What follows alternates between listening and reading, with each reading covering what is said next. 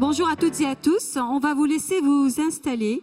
Et tout d'abord, vraiment mille merci d'être avec nous encore une fois cette année pour cette 7e édition, avec autant de présence et puis d'assiduité.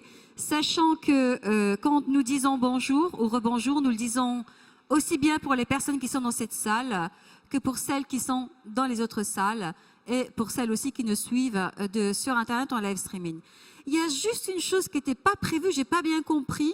Pourquoi on est en train de tapisser au fond de la salle des flyers pour Technoprog. Donc voilà, en principe, sachez qu'on peut pas, on n'a pas le droit de poster, de mettre, de coller des choses sur les murs de l'Aubette. Donc si vous voulez bien avoir la gentillesse juste de les enlever, ça serait vraiment génial. Voilà. Et pour votre information, donc vous êtes là, vous pouvez nous suivre ici, et vous pouvez aussi nous suivre en live streaming.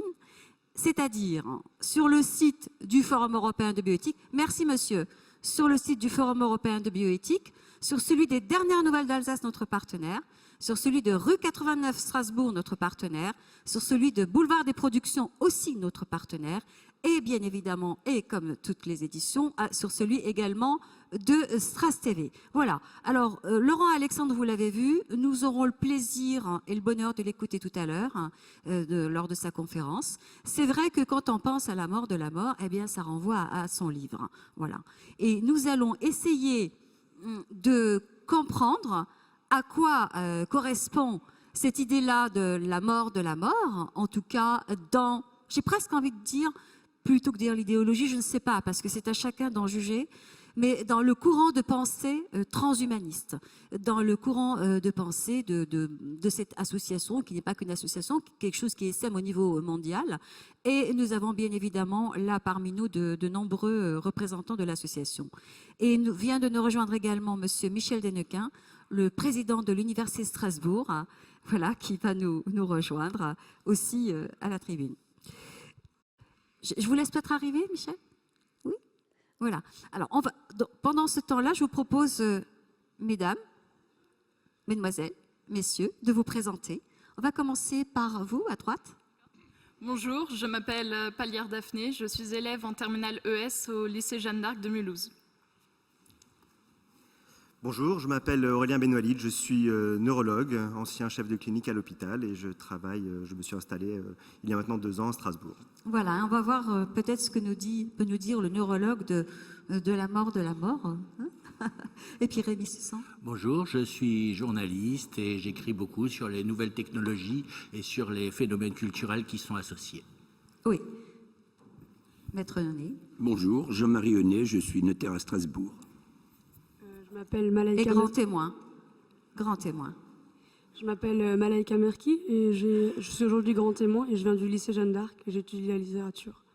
Voilà, et puis je laisse arriver et s'installer monsieur Michel Dennequin qui est donc venu régulièrement ici au Forum de bioéthique en tant qu'intervenant et que nous accueillons aussi en tant qu'intervenant et président de l'Université de Strasbourg. Alors, nous, en fait, lorsque l'on a, bien évidemment, on a travaillé sur ce thème-là depuis 2 ans à peu près. Et il y avait cette idée-là, cette thématique de la mort, repousser la mort, voire la tuer. Et parmi les questions que nous nous sommes posées, c'est à quoi correspond ce besoin de nous, enfin de l'humain, de tuer la mort? Est-ce que ça se limite juste à de la peur? Est-ce que c'est autre chose? On s'est posé aussi la question, est-ce que la mort peut-être est-elle quand même un passage obligé dans une vie? Est-ce que la mort ne fait pas partie aussi de la vie? Et puis d'un point de vue symbolique, ce qu'elle représente. Ce sont quelques-unes des nombreuses questions que nous nous étions posées. Et puis nous nous sommes dit, nous allons donner ces questions-là au panel de nos intervenants parce qu'eux aussi en ont d'autres et vous aussi à nous apporter sur le sujet. Donc l'idée, c'est cette mort peut-être qui nous effraie tous. Est-ce qu'il est vrai que nous allons la repousser? Elle va mourir. Chacun donne une date, 2030, 2040, ou est-ce que non? Et puis si on vit beaucoup plus longtemps que, je sais pas, 80 ans ou plus, qu'est-ce que ça veut dire vivre? Qu'est-ce que ça veut dire mourir? On va peut-être, j'aimerais bien commencer par vous justement, Rémi Sussan, parce que à travers vos travaux, c'est des questions aussi que vous et vos publications, ce sont les questions que vous vous posez. Qu'est-ce que vous aimeriez, qu'est-ce que vous pourriez nous en dire pour nous éclairer? Oh, c'est compliqué parce que c'est vaste comme sujet. Vous pouvez le prendre sous l'angle que vous voulez. Je dirais personnellement, moi, c'est un sujet sur lequel je donnerai absolument aucune date et je ne m'avancerai absolument pas sur la faisabilité ou pas de mettre fin à la mort, parce que je ne suis moi-même déjà ni biologiste ni médecin, et que même si j'étais biologiste et médecin, je serais prix Nobel si j'avais une réponse, donc effectivement je n'en sais rien. Ce qui est par contre intéressant, c'est pourquoi on se pose la question et qu'est-ce qu'on fait là aujourd'hui. Bon, je ne vais pas vous donner une biographie, mais je peux vous dire qu'il y a 10 ans, quand j'ai commencé à écrire sur le sujet, il m'est arrivé de faire sur le sujet des conférences avec 0 personne. Personne n'en avait strictement rien à faire. C'était un truc. Quand je dis 0 personne, c'est vrai. Hein, ça s'est terminé en interview avec la caméra. Donc effectivement, il y a quelque chose qui se passe aujourd'hui. On parle de ça. C'est-à-dire qu'on est passé. On ne sait toujours pas si c'est possible. Hein. Je laisse la parole aux uns et aux autres qui sont beaucoup plus compétents que moi pour en discuter, mais à ce que j'ai cru comprendre, il n'y a aucun consensus scientifique sur le sujet. Par contre, on entre dans une ère qui est nouvelle. J'employais un néologisme, c'est-à-dire qu'on ne connaît peut-être pas le moyen de tuer la mort, mais on entre dans la connaissabilité. C'est un terme que j'invente à l'instant, c'est-à-dire on peut peut-être commencer à envisager de connaître la chose. Ça, c'est quelque chose qui est nouveau à ma connaissance, c'est-à-dire que avant la question ne se posait pas ou se posait peu. Je vais revenir au problème du symbolique, justement. C'est-à-dire, effectivement, est-ce qu'il y a déjà eu des gens qui ont pensé l'immortalité physique au cours de l'histoire? Très peu. Par contre, on a beaucoup pensé l'immortalité de l'âme ou d'un corps glorieux à la fin des temps, puisque c'est à l'origine du christianisme, c'est moins l'immortalité de l'âme que l'immortalité d'un corps glorieux qui vient. Donc, on imaginait l'immortalité, ça ne gênait pas d'imaginer l'immortalité. Donc, en fait, symboliquement, je dirais... ça a déjà été pensé, l'immortalité, même si c'est par des moyens non scientifiques. Est-ce que l'immortalité physique a été pensée? Oui, par 2 courants, je dirais, religieux de l'histoire, qui ne forment d'ailleurs peut-être qu'un seul courant, qui est en gros le taoïsme chinois, qui fait de la longévité une preuve de réalisation spirituelle. Donc c'est intéressant parce que très souvent en Occident on a tendance à opposer les deux, c'est-à-dire de dire finalement on veut échapper à la mort parce que nous n'avons pas de spiritualité. Or effectivement le courant taoïste chinois insiste beaucoup sur la longévité, voire sur l'immortalité. Et en Occident vous avez le courant alchimique qui est un courant bien sûr minoritaire et au bord de l'hérésie, qui affirmait que effectivement la fameuse pierre philosophale qui servait à transformer le plomb en or était surtout une représentation du Christ, donc c'était quelque chose d'extrêmement religieux, et cela venait avec l'élixir de longue vie, donc l'immortalité était également considérée, l'immortalité physique, hein, c'est-à-dire la non-mort réellement, et non pas la mort, pas une immortalité spirituelle, était également considérée comme quelque chose qui était symboliquement positif. Je crois que c'est Paracels d'ailleurs qui disait si l'homme meurt, c'est parce qu'il a chuté. Si réellement il n'avait pas chuté, il ne mourrait pas. Donc il y a cette idée. Ce qui est quand même intéressant de savoir, c'est que une bonne partie des penseurs de la révolution scientifique, notamment Kepler, Newton, Giordano Bruno, étaient immergés jusqu'au bout dans l'hermétisme et dans l'alchimie. Donc il y a déjà quand même quelque chose qui est présent à ce niveau-là. Donc effectivement, l'idée de l'immortalité, on l'a toujours... Je vais vous raconter une histoire fausse, en fait, en vous disant on l'a toujours eue, parce que c'est une vision qu'on a qui est quand même très, je dirais pas occidentale, parce qu'elle implique aussi l'Orient, mais je dirais des 2 derniers milliers d'années. Hein, c'est-à-dire qu'effectivement, quand vous allez sur les religions qui ont plus de 2500 ans, que ce soit les religions grecques, etc., il est question d'une immortalité, mais en gros, on est une ombre qui erre dans les enfers. Hein, c'est-à-dire qu'on peut vraiment dire qu'on commence à parler vraiment d'une immortalité comme quelque chose de souhaitable à partir de ce qu'on appelle l'époque axiale, c'est-à-dire l'époque où il y a eu simultanément Pythagore, Zoroastre, le Bouddha, Lao Tse, cette fameuse période de moins 500 avant Jésus-Christ. Avant, l'immortalité existe, mais on a presque envie de dire avec Pascal Boyer, qui est un spécialiste des religions, la grande question de la mort dans les peuples traditionnels, c'est que faut-il faire du corps? C'est pas, finalement, allons-nous survivre et allons-nous devenir immortels? Donc cette obsession de l'immortalité elle est récente, je dirais, à l'échelle de l'humanité, mais si on voit à l'échelle de la civilisation, elle commence déjà avec Gilgamesh, c'est-à-dire le premier livre dont on est la trace, qui raconte l'histoire de quelqu'un qui cherche une technologie d'immortalité. Oui, alors j'ai juste une question. Que faut-il faire du corps? C'est-à-dire autour du corps, autour des rites funéraires, autour de... Alors ça c'est Comment l'hypothèse, vous résumeriez ça? c'est l'hypothèse de Boyer. Hein. C'est-à-dire qu'en fait, Boyer dit, en gros, le gros problème, c'est que le corps mort est une insulte à nos modules cognitifs. C'est-à-dire, c'est à la fois quelque chose qui a l'apparence d'un être vivant et qui en même temps est un objet. Donc c'est quelque chose qui est extrêmement violent pour notre perception. Et Boyer fait partie de cette école des sciences cognitives qui pense qu'en fait, nous avons des modules spécialisés à l'intérieur du cerveau. Peut-être que vous allez on va passer. intervenir dessus. Et qu'en fait, quand il y a des violations entre ces modules, effectivement, ça créerait quelque chose qu'il nomme le sacré. Alors ça, c'est son hypothèse. Moi, je ne m'avance pas pour savoir s'il a raison ou tort. Alors, qu'en pense le neurologue de la mort de la mort? Est-ce qu'on peut déjà définir, à quel moment on peut définir la mort déjà? Alors, si vous permettez que je fasse juste un petit avant-propos sur Rapproche du sur micro, l'intitulé. Aurélien. Sur l'intitulé, pour en finir avec la mort. C'est vrai que je me suis posé la question de savoir comment traiter le sujet. Et j'ai été finalement assez surpris de l'intitulé. Et je me suis dit, voilà bien une question de journaliste, de chercheur ou d'ingénieur. Alors je m'explique. Journaliste. De chercheur parce que effectivement, peut-on en finir avec la mort? Peut-on tuer la mort?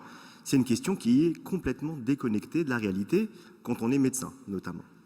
De journalisme parce que ça s'appelle du teasing, c'est-à-dire on a envie de remplir la salle de l'Aubette, on va trouver un titre accrocheur, peut-on en finir avec la mort? Voilà. Et on Donc met ça... du sens derrière. Et on va mettre du sens derrière. Mais ceci dit, là aussi, ça me semble très éloigné de ma pratique quotidienne.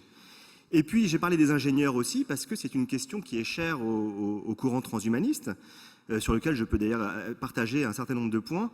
Mais ceci dit, le transhumanisme, c'est donc une idée d'amélioration de l'être humain par un principe de convergence d'un certain nombre de technologies, au rang desquelles il y a les biotechnologies, les sciences cognitives, l'intelligence artificielle et les nanotechnologies. Toutes ces personnes qui vivent souvent aux États-Unis, dans la Silicon Valley ou dans tous les technopoles un peu importants, ce sont tous des ingénieurs. Ce sont des gens qui n'ont finalement pas tellement de contact avec l'humain en entier. Ils étudient souvent la mort dans une éprouvette ou la mort au niveau cellulaire. Et il me semble que moi, quand je me suis penché sur la question de peut-on en finir avec la mort, je me suis finalement retrouvé très à distance de cette considération. Alors, qu'en pense le neurologue? C'était la question. Alors, je vais répondre en deux parties. Avant d'être neurologue, effectivement, je suis d'abord médecin. Et en tant que médecin, j'ai eu l'occasion d'accompagner la mort, de constater la mort, de voir la personne avant la mort, la famille qui entoure le défunt, que ce soit dans le SAMU, dans un accident de voiture, à domicile, à l'hôpital, dans toutes les circonstances. Et c'est vrai que mes maîtres m'ont appris ça initialement. On m'a dit, au moment où l'individu meurt, il se passe quelque chose d'autre. Ça n'est pas seulement le cœur qui s'arrête. On n'est pas dans de la métaphysique, je vous rassure, mais il y a quelque chose de l'ordre du patient qui va lâcher quelque chose au moment où il décède. Et on voit bien qu'on dépasse un petit peu la question de l'arrêt cardiaque ou de voilà. Il y a bien entendu, on peut expliquer la défaillance multiviscérale ou toutes sortes de choses, mais la mort en elle-même est encore quelque chose de très singulier. Et je pense que on va plutôt parler probablement de la vieillesse ou de comment l'organisme prend de l'âge dans le temps, mais voilà, en tout cas pour vous dire qu'en tant que médecin, la question de la mort me touche effectivement au premier rang. Ensuite, en tant que neurologue, la question m'intéresse aussi beaucoup, puisque finalement, quelle est la définition de la mort? A priori, si on va sur Wikipédia ou n'importe où, voilà, c'est l'interruption des fonctions vitales, c'est l'arrêt de la vie. La question renvoie à ça. Quelle est la définition de la mort? Quelles sont les frontières? En fait, l'homme est assez singulier. Alors, je ne vais pas utiliser trop le terme de singularité parce que c'est aussi quelque chose qui est presque un nom propre dans le courant transhumanisme. Mais la définition de la mort est différente en fonction d'un organisme vivant. Effectivement, c'est l'état irréversible d'un organisme biologique ayant cessé de vivre. Très bien. Mais pour l'homme, la définition, elle est différente. Puisque pour l'homme, on considère qu'il est mort lorsque son cerveau est mort. Il peut être dans un état végétatif, avec les fonctions vitales qui sont assurées, la digestion qui va fonctionner. Et pourtant, on va considérer que cet individu est mort. J'en veux pour preuve qu'on va être capable de pouvoir faire un prélèvement d'organes pour le donner, etc. Donc, chez l'être humain, on considère que la mort n'est pas la même que dans tout organisme vivant. Donc c'est une particularité tout à fait à part. Et peut-être en dernier point, pour faire un avant-propos de ce que le neurologue peut penser de la mort, justement, j'aimerais utiliser un mythe grec qui souvent nous apporte beaucoup d'informations. Là, c'est le mythe du bateau de Thésée. Alors peut-être que certains d'entre vous le connaissez déjà. Thésée était un excellent navigateur. Bon, il avait un très beau bateau et sur la Méditerranée, à cette époque-là, il y avait des sirènes, il y avait des hydres, il y avait toutes sortes de monstres mythiques, tant et si bien que le bateau subissait des avaries assez régulièrement. À chaque fois, il rentrait au port d'Athènes et là-bas, on réparait, on enlevait les vieilles planches, on mettait des nouvelles planches. Vous voyez peut-être comment est-ce que j'en arrive à faire le parallélisme à l'homme. Et en fait, est arrivé un moment donné où finalement, toutes les planches avaient été remplacées. Et la question typique est de savoir, si maintenant on prend toutes les anciennes planches et qu'on reconstitue le bateau, Thésée a 2 bateaux, et finalement, lequel est le bon? Est-ce qu'il y en a un qui est le bon? Est-ce qu'il y en a un qui n'est pas le bon? Je crois que la question que ça pose, c'est la question de l'identité. Alors pour le neurologue, pour vous donner un peu une idée de comment est-ce que moi j'envisage les choses, eh bien, finalement, c'est Thésée qui est à la barre du bateau. Donc les 2 bateaux sont les bateaux de Thésée. Et si on veut faire le parallélisme à l'homme, eh bien finalement, qu'est-ce qui va faire l'identité? C'est son cerveau. Et malheureusement, je crois que ça, on va être amené à en rediscuter par la suite. On est capable de faire plein de choses, de changer plein de planches. Et on va être capable de plus en plus. Mais malheureusement, je pense que pour le cerveau, cela va nous les échapper encore pendant un certain temps. Et voilà un petit peu ce que le neurologue peut en dire. Merci. Michel Denequin, justement, la question telle que nous l'avons posée et décortiquée, et telle que vous pourriez vous-même la décliner, je disais tout à l'heure, on voit aussi au champ philosophique, théologique, spirituel, au champ de l'humain. Voilà. Quelle réponse vous pourriez en donner? Ou quelle réflexion, plutôt qu'une réponse? Pour aller dans le sens des 2 interventions, dans la tradition judéo-chrétienne, il y a 2 entités qui se frottent. C'est l'idée d'immortalité, de l'âme, ou pas, et l'idée de vie nouvelle, de vie au-delà. C'est-à-dire que dès lors que vous avez une doctrine qui consiste à dire que la vie terrestre n'est pas le tout de l'existence, qu'il y a un avant et surtout un après, la question de faire mourir la mort ne se pose pas. La question est de savoir quelle est la manière d'endurer la mort, dès lors que vous avez une conception de l'au-delà. Dans le judaïsme, cette idée d'une immortalité apparaît effectivement, ça a déjà été évoqué, à peu près au 5e siècle avant Jésus-Christ.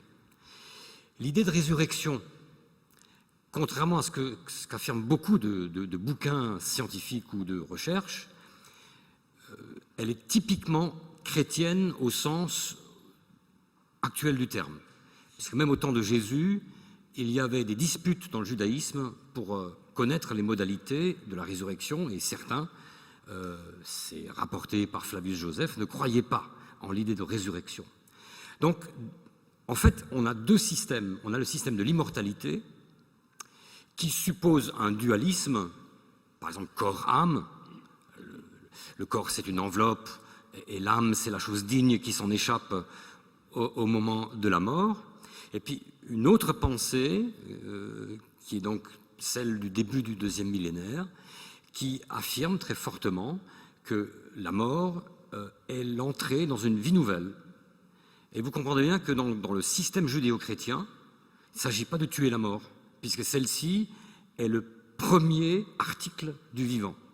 C'est-à-dire, nier la mort, c'est entrer dans la tentation de tous les faux dieux, de tous les dictateurs, de tous les docteurs fol-amour qui pensent être l'égal de Dieu en faisant survivre la création. C'est dire que la mort est considérée comme une dynamique positive, en fait.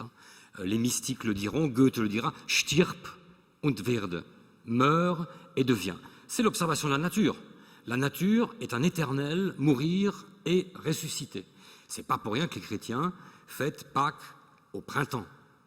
Donc, je dirais dans les doctrines héritées du judaïsme et du christianisme, la question de vaincre la mort est presque blasphématoire.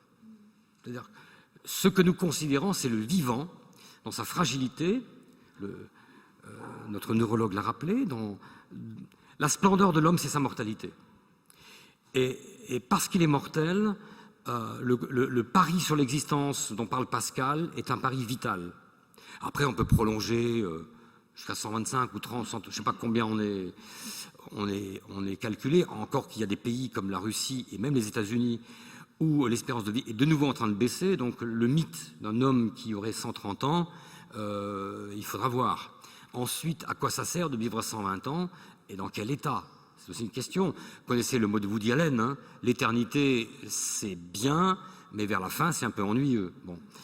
Donc il y a aujourd'hui une grande difficulté dans nos sociétés contemporaines, et des gens comme Jan Huizinga, comme Edgar Morin et comme Philippe Ariès l'ont montré, c'est que l'époque contemporaine ne sait plus quoi faire de la mort. C'est-à-dire que parce que nous avons une pensée scientifique, nous devons avoir un diktat vis-à-vis de la mort.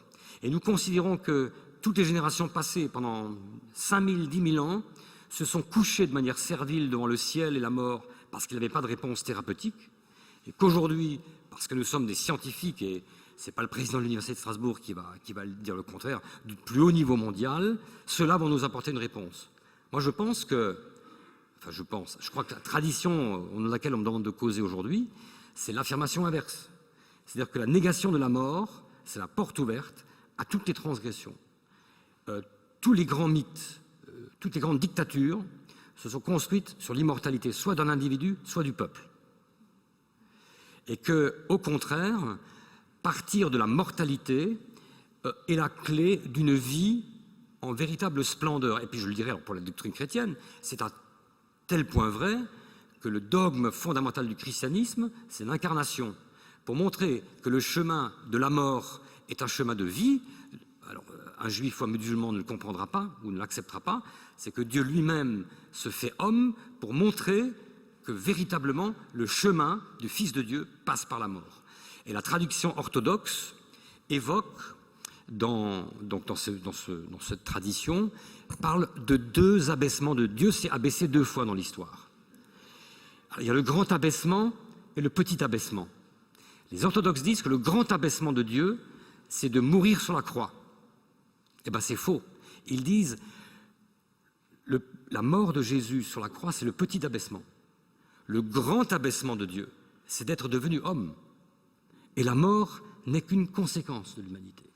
Et donc, si vous voulez, il y a un inversement, il y a un avertissement lancé à l'humanité que dès lors qu'elle veut sortir de la mortalité par le mythe de la survie, par les constructeurs d'empires, hein, je vais me survivre à travers mon œuvre, mes enfants, etc., ce sont des mythes mortifères.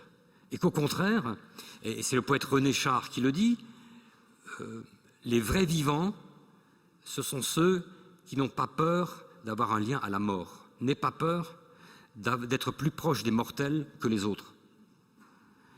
Et je crois que c'est une leçon extrêmement oubliée. Je prends juste un exemple, si vous me permettez, parce qu'on a parlé de rites. Aujourd'hui, il est très difficile d'emmener des enfants à des enterrements, parce qu'on a considéré que c'est traumatisant. Moyennant quoi, psychologues et psychiatres nous disent le rapport des enfants à la mort est aujourd'hui extrêmement ambigu. Hein, je renvoie aux travaux d'Elisabeth Kübler-Ross, par exemple. Au contraire, quand vous pouvez accompagner des enfants au cimetière, à l'enterrement d'un grand-parent, d'un parent, le travail est terrible, mais c'est nous qui avons peur des gamins, ce n'est pas les gamins qui ont peur de la mort. Et en fait, c'est ça que nos sociétés sont en train de nous dire. Nous avons médicalisé la mort, et du coup, nous la refusons, en même temps que les hôpitaux, et là, il faut rendre hommage, de plus en plus, les infirmières, les équipes soignantes sont très auprès des... Aujourd'hui, on laisse mourir les gens à l'hôpital de manière digne. Il faut plus arrêter de dire que mourir à l'hôpital, c'est moins bien qu'à la maison. Aujourd'hui, il y a un boulot énorme. Moi, j'ai vu des mémoires d'infirmières et d'accompagnants. Donc, aujourd'hui, je dirais, les médecins, les infirmiers sont les complices de la bonne mort. C'est-à-dire, ils ne sont pas là pour dire le médecin est en échec parce que quelqu'un meurt. Nous sommes là pour dire nous accompagnons quelqu'un vers quelque chose, alors croyant ou pas, qui est une manière autre de vivre. Et c'est évidemment intolérable pour la société technologique et omnisciente que nous sommes. Oui, justement, et peut-être que ça l'est davantage parce que cette société parle de quelque chose qu'elle n'a plus en elle, enfin qu'elle évacue, qui est tabou, qui n'est plus dans le champ du domestique, du familial, et puis du technicisé. Et peut-être qu'on a encore plus peur de ce qu'on ne voit pas, de ce qu'on ne connaît pas. D'où peut-être aussi, par rapport à ce que vous avez dit, toutes les problématiques autour de la sédation profonde, enfin la difficulté à appréhender la sédation profonde, l'euthanasie. On revient à cette idée, qu'est-ce que la mort, qu'est-ce que accompagner un mourant, quel est le passage de l'autre côté, etc. Mais il me semble. Vous évoquez le mot passage. Je dirais, là, on est dans les techniques qui interroge l'éthique et la morale sur euthanasie ou pas, qu'est-ce qu'on appelle la bonne mort. Je me rappelle qu'au Moyen-Âge, il y avait des confréries de la bonne mort. Oui. La bonne mort, c'est-à-dire, on a toujours eu l'idée qu'il y a des manières de mourir. Et Philippe Ariès, dans ses travaux, l'histoire de la mort en Occident, je vous conseille, ce bouquin est très accessible. Il montre qu'il y a 4 périodes. Et quand vous vous souvenez de la fable de La Fontaine, du laboureur, ça vous dit quelque chose? Ah, tout fout le camp. Que dit la fable? Le laboureur ayant senti sa mort venir. C'est-à-dire qu'on est dans une société, et c'est le cas aussi de la chanson de Roland. Roland se sent mourir. À partir du romantisme, on ne se sent plus mourir. C'est la mort de l'autre, dit Ariès, qui devient intolérable. La mort de toi que j'aime, c'est devenu intolérable. Il faut un responsable, Dieu, la science, etc. Mais au temps du laboureur de La Fontaine ou de la chanson de Roland, on se sentait mourir et on s'arrêtait. On se mettait dans son lit, on arrêtait les pendules, on convoquait le banc et l'arrière-banc, on disait aux enfants ce qu'il fallait faire. Il y avait toute une manière d'entrer en clinique, au sens grec du terme, qui faisait que le temps s'arrête. Et notre problème aujourd'hui, vous savez, il y a une très belle tradition, on arrêtait les pendules dans les chambres des morts. Hein. Et aujourd'hui, ça interroge notre rapport au temps. C'est ça la question. Et puis même, après on passera encore à notre sujet autour de la mort, de la mort. J'observe par exemple, quand on construit des sujets comme ça, sur les forums en général, sur les forums autour de l'euthanasie, autour de la mort, il y a aussi une idée nouvelle, il me semble, quelque chose comme ça que je vois venir, sur les personnes autour de l'incinération. Parce que, voilà, vrai ou faux, peu importe, ça fait partie des interrogations de l'être humain. On préférerait de plus en plus, ou je ne sais pas, mais en tout cas, on dit que l'incinération, certains disent, je n'aimerais pas être incinéré, car mon âme risquerait de se perdre un peu partout. L'association de l'âme et du corps. Mais tout simplement pour dire que dans cette société aussi, il y a des interrogations autour de la mort, autour de la manière dont on part. Juste 30 secondes. L'évolution fantastique des demandes de crémation ou d'incinération dans nos sociétés occidentales est importante. C'est un choc culturel énorme. L'idée, c'est un peu hygiéniste, c'est quand même dégoûtant un corps qui se décompose. C'est le rapport au temps, c'est-à-dire on brûle, excusez-moi du jeu de mots, les étapes. C'est-à-dire que je suis ni pour ni contre. J'interroge pourquoi ça a tant de succès, y compris chez des chrétiens, alors que c'était tabou jusque dans les années 70. Nous importons une pensée orientale, hindoue, qui a sa logique. Nous avons la logique du gisant. C'est-à-dire que quelqu'un qui est allongé dans l'impuissance et qui attend qu'une force extérieure à lui le ressuscite. C'est du temps. Et je pense que l'idée de quelqu'un qui se décompose, qui prend le temps de passer par toutes les étapes, nous répugne. Et donc, les doctrines crématistes, encore une fois, je suis universitaire, je ne condamne pas, qui suis-je? Elles ont l'avantage d'être hygiénistes, c'est propre, ça ne prend pas de place, donc écologique, et ça brûle les étapes du temps. Tout à fait. Voilà, donc il y a là quelque chose de... On voit beaucoup ces réflexions-là. Alors, nous avons aussi parmi nous à la tribune, comme toujours au Forum de bioéthique, des grands témoins, donc issus du grand public. On va peut-être voir un peu la mort sous l'angle du droit, me semble-t-il, Maître René. Oui, je vous remercie. Alors, la question est la suivante. Est-ce que la mort de la mort, est-ce que ça a une signification en droit? Et pour tenter de répondre à cette question, il faut distinguer 2 plans différents, qui est d'une part celui de la réglementation, au sens large du terme, en ce compris la jurisprudence, et d'autre part le plan de la pratique. Alors concernant le premier plan, je ne surprendrai ici personne en disant que la réglementation et la jurisprudence ne s'intéressent pas à la mort de la mort. Dans la réglementation et puis dans la jurisprudence, vous avez tout un ensemble, évidemment, de dispositions qui concernent la fin de vie ou la mort, les dispositions de fin de vie, la mort, la transmission successorale, testamentaire, la question de l'absence, vous savez, cette situation pénible où une personne a disparu depuis longtemps et on ne sait pas ce qu'elle est devenue et quelles sont les conséquences de droit, c'est ce qu'on appelle l'absence. La réglementation a également prévu de donner une possibilité de mandat par une personne, le mandant, et ce mandat dit à effet posthume va continuer pendant un certain temps après son délai. Donc le droit a essayé d'organiser tout ceci, mais le droit ne s'intéresse pas évidemment à la mort de la mort, sauf toutefois, très anecdotiquement, mais je voulais vous le signaler, le Conseil d'État s'est penché sur une question et a rendu un arrêt le 6 janvier 2006, il y a 11 ans, on appelle l'arrêt Martineau, qui concernait une hypothèse de cryonie. Donc les personnes qui veulent être conservées à moins 196 degrés dans l'espoir que dans le futur, un futur à Paris peut-être quand même pas trop long, la science fasse des progrès tels qu'eux-mêmes puissent ultérieurement, par un processus scientifique, en bénéficier. Et donc la question qui s'est posée, il y a eu un très lourd contentieux qui est allé jusqu'au Conseil d'État. La question, mesdames, messieurs, qui s'est posée est de savoir si ce mode était légal dans notre réglementation. Et le Conseil d'État a dit non. Pourquoi est-ce que le Conseil d'État a dit non? Le Conseil d'État a dit non parce qu'il s'est fondé sur un argument juridique consistant à dire que la cryonie, c'est un mode d'inhumation et non pas un traitement. Or, en droit français, il n'y a que deux types d'inhumation, l'inhumation proprement dite et la crémation. Et donc, le Conseil d'État a condamné cette pratique. Et donc, on voit que le droit en lui-même, pris au sens de la réglementation et plus largement de la jurisprudence, ne s'intéresse pas à la mort de la mort.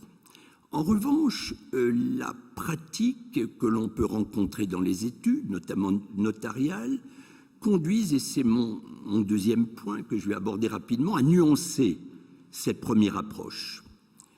Pourquoi? Parce que, quelles que soient les explications qu'on peut donner, la mort fait peur. Et pourquoi est-ce que la mort fait peur? Mais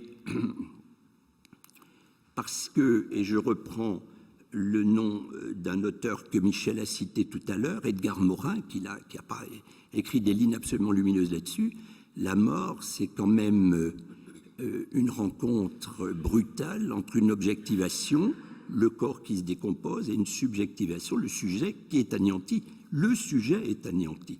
Donc on comprend très bien, effectivement, que la mort puisse inquiéter. Alors il y a eu toutes sortes de démarches, Michel et d'autres personnes ont pu en parler, non pas pour nier la mort, on ne peut pas la nier, mais pour la dépasser, la surmonter, la vaincre. Alors c'est l'âme qui survit, c'est la résurrection, c'est une autre vie. C'est dans ce sens qu'il faut comprendre le mot mort ou état victoire. Mais pour autant, la peur reste. Je ne sais pas si vous connaissez ce mot de Woody Allen qui disait « c'est pas que j'ai peur de la mort, mais je voudrais pas être là quand elle arrive ». Et donc, cette peur, cette inquiétude de nos clients l'expriment. Et alors on me dirait, on n'est ni médecin ni psy. Médecin certainement pas, psy je ne suis pas tout à fait sûr, en tout cas à la marge. Mais ce que cherchent les personnes, c'est non pas en réalité de vaincre la mort, mais de vaincre une certaine mort, la mort prématurée. Que ce soit pour des raisons naturelles, cancer par exemple ou accidentelles. Ça préoccupe les gens et ce qui explique qu'un certain nombre de personnes fassent des dons pour la recherche sur le cancer et d'autres organismes qui vont dans ce sens-là. Donc vous voyez, vaincre la mort, si on voulait au plan juridique, et j'en terminerai là, j'ai déjà été un peu long, si on voulait au plan juridique lire une appréciation, c'est point 1, réglementation, jurisprudence, rien. C'est plutôt en retrait, voire l'arrêt du 6 janvier 2006. Sur le plan de la pratique, c'est beaucoup plus subtil. Et ensuite, après, à chacun de trouver son modus operandi pour arriver à s'adapter à cette question. Michel Dennequin, vous vouliez intervenir là-dessus? Je vous voyais opiner du chef. Oui, je suis tout à fait d'accord avec ce qui vient d'être dit. Je crois qu'effectivement, l'obsession de la mort, je suis tout à fait d'accord avec ce qui vient d'être dit. Il y a vraiment la hantise de la mort précoce, la mort accidentale, la mort terrible, et la mort plus tolérable de la personne âgée qui s'endort, comblée de jours, comme dit le psaume. Est-ce que la mort d'un jeune est plus révoltante que la mort d'un vieux? Oui, dans notre affect. Dans notre affect, oui, c'est évident. D'un côté, il y a le sentiment qu'il y a un conte qui n'y est pas, et de l'autre côté, sauf que de l'autre côté, aujourd'hui, les personnes âgées, voire très âgées, seraient bien enclines à continuer. Deuxième aspect, c'est, puisqu'on a un notaire avec nous, c'est que Philippe Ariès a beaucoup étudié les testaments. C'est un travail, beaucoup d'historiens travaillent là-dessus parce que c'est absolument passionnant, sur l'histoire des mentalités. Et au Moyen-Âge, la plupart des testaments prévoyaient, chez les gens riches, une cagnotte substantielle. Alors, avec nos euros, c'est parfois des centaines de milliers d'euros. Par exemple, des donations à des monastères pour qu'on prie ad vitam aeternam, c'est le cas de le dire, pour les défunts de la famille. Et il y a des monastères, encore aujourd'hui, qui prient pour des défunts morts il y a 500, 600 ou 700 ans. Donc cette idée que les vivants ont encore un tribut, et au sens sonnant et trébuchant, est une manière de faire porter aux générations suivantes, et là on est dans le testimonial, on est dans l'héritage, le poids et le potentiel non totalement déployé des vivants. Tu feras mieux que moi, mon fils, ma fille. Et vous voyez bien qu'aujourd'hui, on nous dit que la perspective de nos jeunes, c'est qu'ils n'ont plus un récit politique qui leur laisse croire que ce sera mieux que leurs parents. Et là aussi, interroger la mort de la mort, c'est aussi interroger la qualité de la vie aujourd'hui et de l'avenir. Et je pense qu'une société qui a des récits d'avenir positifs, c'est-à-dire qui donnent courage et confiance aux gens dans l'avenir, sont des civilisations qui n'ont pas besoin de faire mourir la mort. Merci. Alors, Rémi Cessange, vous disiez tout à l'heure, lorsque vous faisiez des conférences, vous interveniez sur la mort de la mort, vous disiez en riant, il y avait 0 personne. Le transhumanisme, oui. Et à partir de quel moment vous observez qu'il y a un engouement comme ça dans la société? Alors bon, ça a été en plusieurs phases, hein, c'est-à-dire qu'effectivement, bon, moi je m'intéresse un peu à ces mouvements depuis les années 70, hein, j'avais 16-17 ans et je m'y intéressais dans ces rapports avec ce qu'on appelait la contre-culture hippie. Alors c'est très choquant effectivement de penser, parce qu'on a une imagination du hippie pas du tout technophile, etc.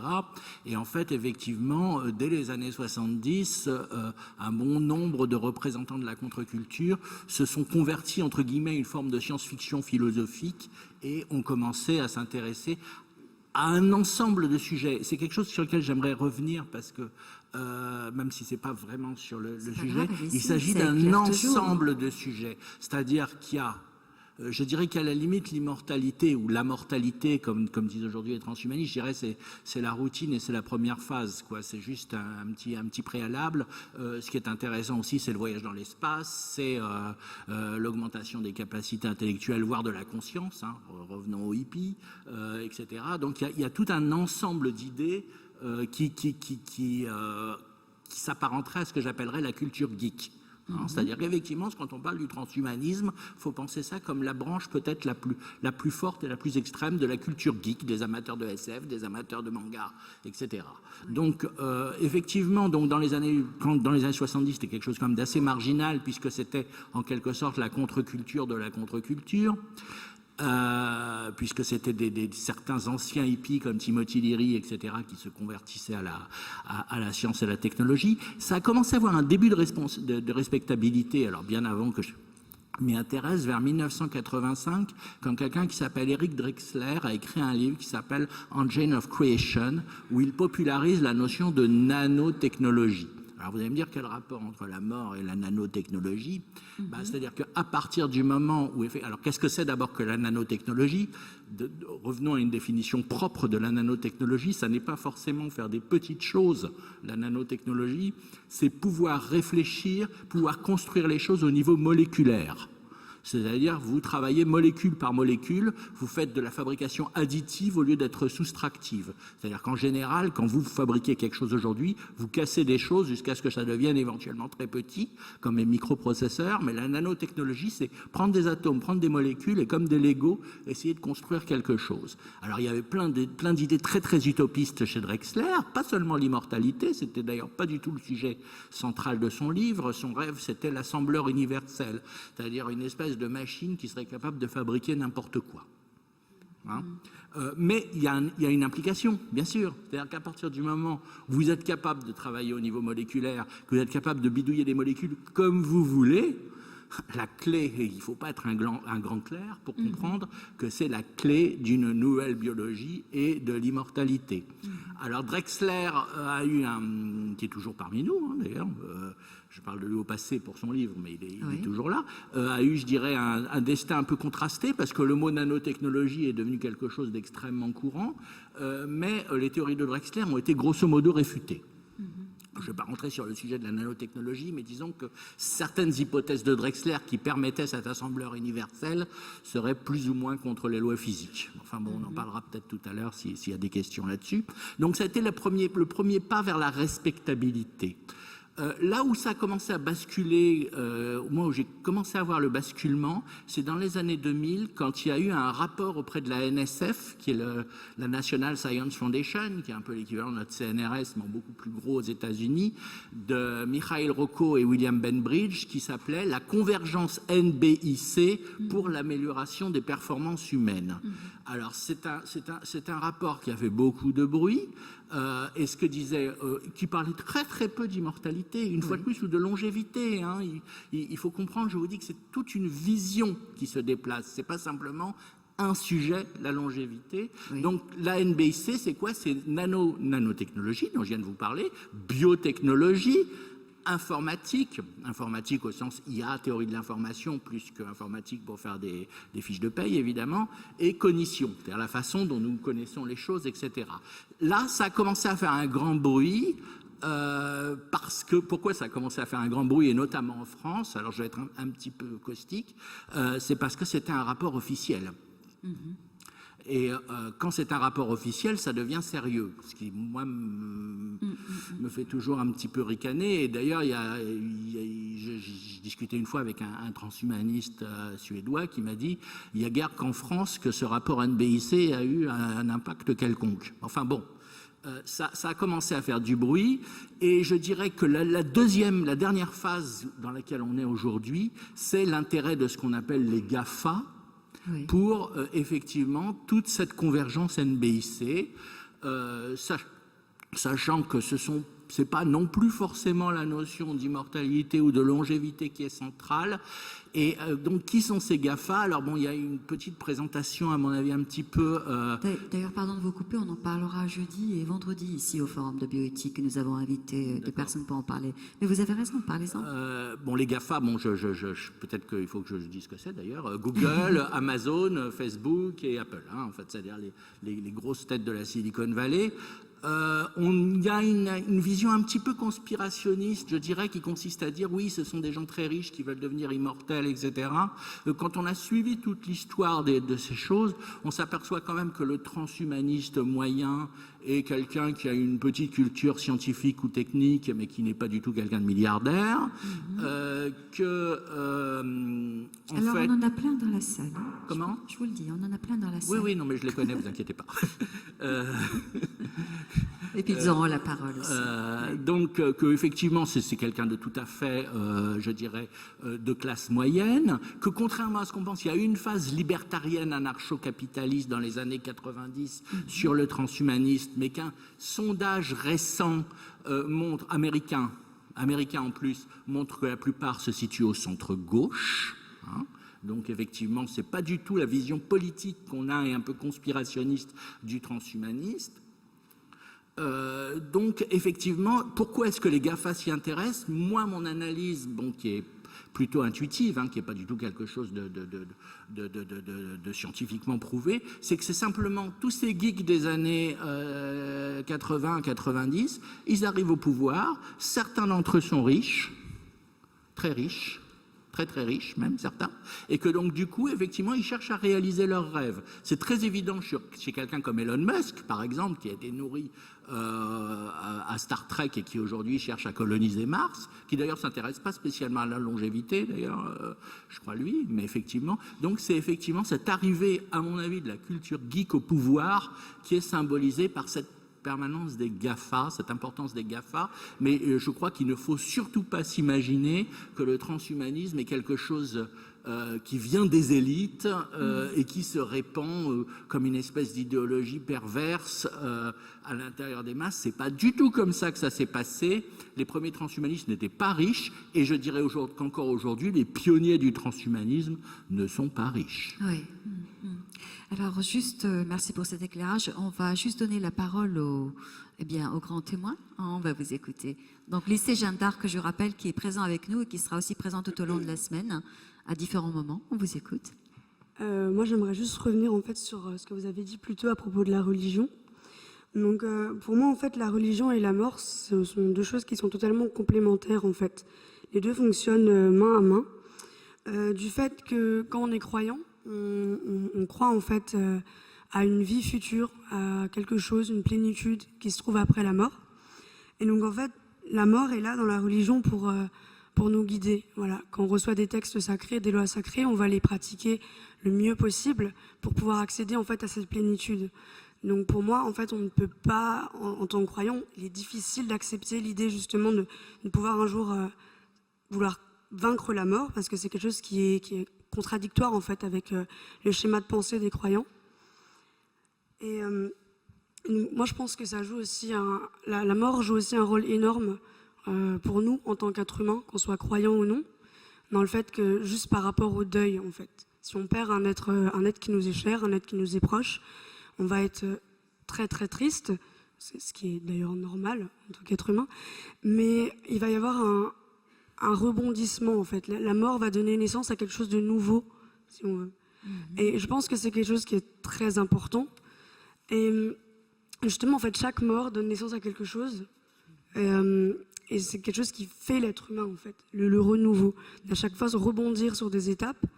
Et c'est ça qui fait que nous sommes qui nous sommes, en fait. Donc je pense que c'est quelque chose qui est très important aussi. Et j'ai aussi pris le soin... on va dire personnellement, d'interroger des personnes qui m'étaient totalement inconnues.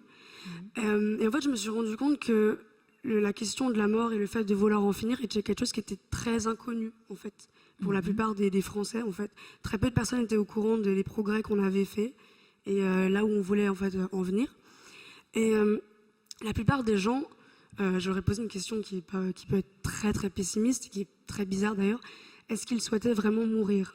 Oui. Et la plupart des gens ont répondu oui, parce que pour eux, ils ont grandi avec la mort. En fait, c'est quelque chose qui leur était tout à fait normal. Donc pour eux, en fait, ils ont grandi avec le fait que l'être humain vit un cycle naturel et qu'un jour, il doit s'éteindre. Oui. Et c'est quelque chose qui est dans notre esprit à tous et qui va être quand même, je pense, personnellement, assez dur, très dur à effacer l'idée du fait qu'un jour, on sera immortel en fait. Oui. Parce qu'on a grandi avec l'idée qu'un jour on allait mourir. On voit tout le temps à la télé, constamment, on entend parler de la mort, on a vécu avec. Donc je pense qu'en tant que citoyenne et en tant que croyante, je suis assez perplexe quant à l'idée de devenir un jour immortel. Immortel. Daphné, on vous écoute aussi, du lycée Jeanne d'Arc. Donc, pour ma part, je vais juste reprendre 3 petits points. Donc, les intervenants avaient dit au début, donc, lors du 5e siècle, les penseurs pensaient déjà à l'immortalité.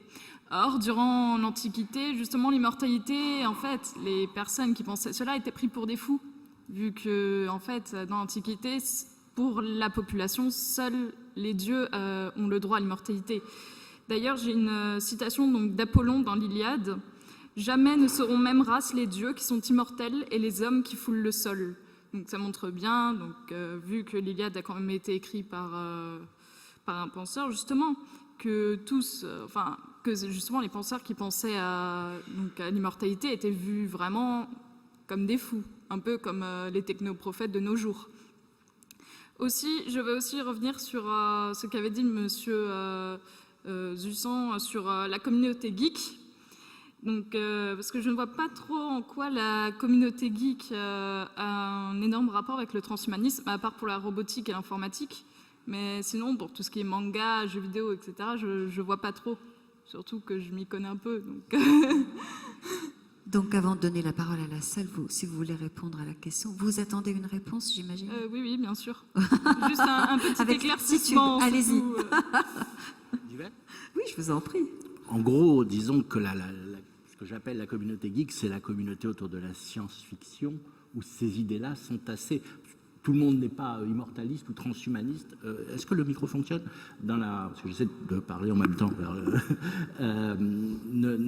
le monde n'est pas immortaliste ou transhumaniste dans la communauté geek, mais c'est vrai que c'est des gens qui ont été versés à la science-fiction, beaucoup aux jeux vidéo, au manga. On va en citer un quand même, qui est quand même le manga type, c'est Ghost in the Shell, quand même. Qui est quand même vraiment quelque chose sur le sujet de l'hybridation homme-machine, qui est quand même, à mon avis, un des chefs-d'œuvre d'ailleurs sur le sujet. Donc effectivement, c'est une communauté qui est née, quand je parle des geeks, je parle de geeks depuis les années 50, c'est-à-dire même effectivement ceux qui sont nés avec les auteurs de SF de 1960, 70, et puis les premiers Doctor Who, etc., qui durent jusqu'à aujourd'hui et qui a 50 ans maintenant, etc. Donc c'est un bain, c'est pas une idéologie, c'est un bain, c'est ça que je veux dire. C'est-à-dire que effectivement, quelqu'un qui est né dans la science-fiction considère toutes ces idées comme possibles, pas quelque chose de délirant. Ça ne veut pas dire qu'il va y souscrire, ça ne veut pas dire qu'il va le croire, mais ça veut dire que, pourquoi pas, l'immortalité, c'est banal, je dirais presque. Alors, on va passer à la salle et Aurélie juste encore pour dire Pardonnez-moi. Je voulais juste, donc là j'avais dit 3 petits points, donc Oui, mon je suis dernier désolée. petit point. Donc en fait, j'ai remarqué donc, durant la période du 19e siècle comme quoi il y avait eu beaucoup d'avancées justement sur la tentative d'atteindre cette immortalité. Donc par exemple, j'ai un exemple en 1952, Anna Aslan, docteure roumaine spécialisée en gérontologie, proposait une sorte de traitement anti-âge pour devenir entre guillemets immortel, qui s'appelait le Gérovital. Et Gérovital qui d'ailleurs a été utilisé par de nombreuses célébrités comme Charles de Gaulle, John Fitzgerald Kennedy, Charlie Chaplin, Kirk Douglas ou encore Salvador Dali. Bien sûr, ce traitement n'a pas fonctionné. Sinon, il serait déjà Ils sur le sont marché. tous morts, dit Michel Deneken. Bien sûr.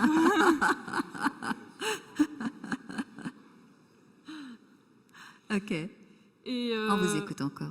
Et enfin, aussi, un peu plus tard, le chimiste Linus Pauling pensait qu'en fait, on deviendrait immortel en administrant en fait de la vitamine C pour ralentir en fait les cellules de l'âge en fait.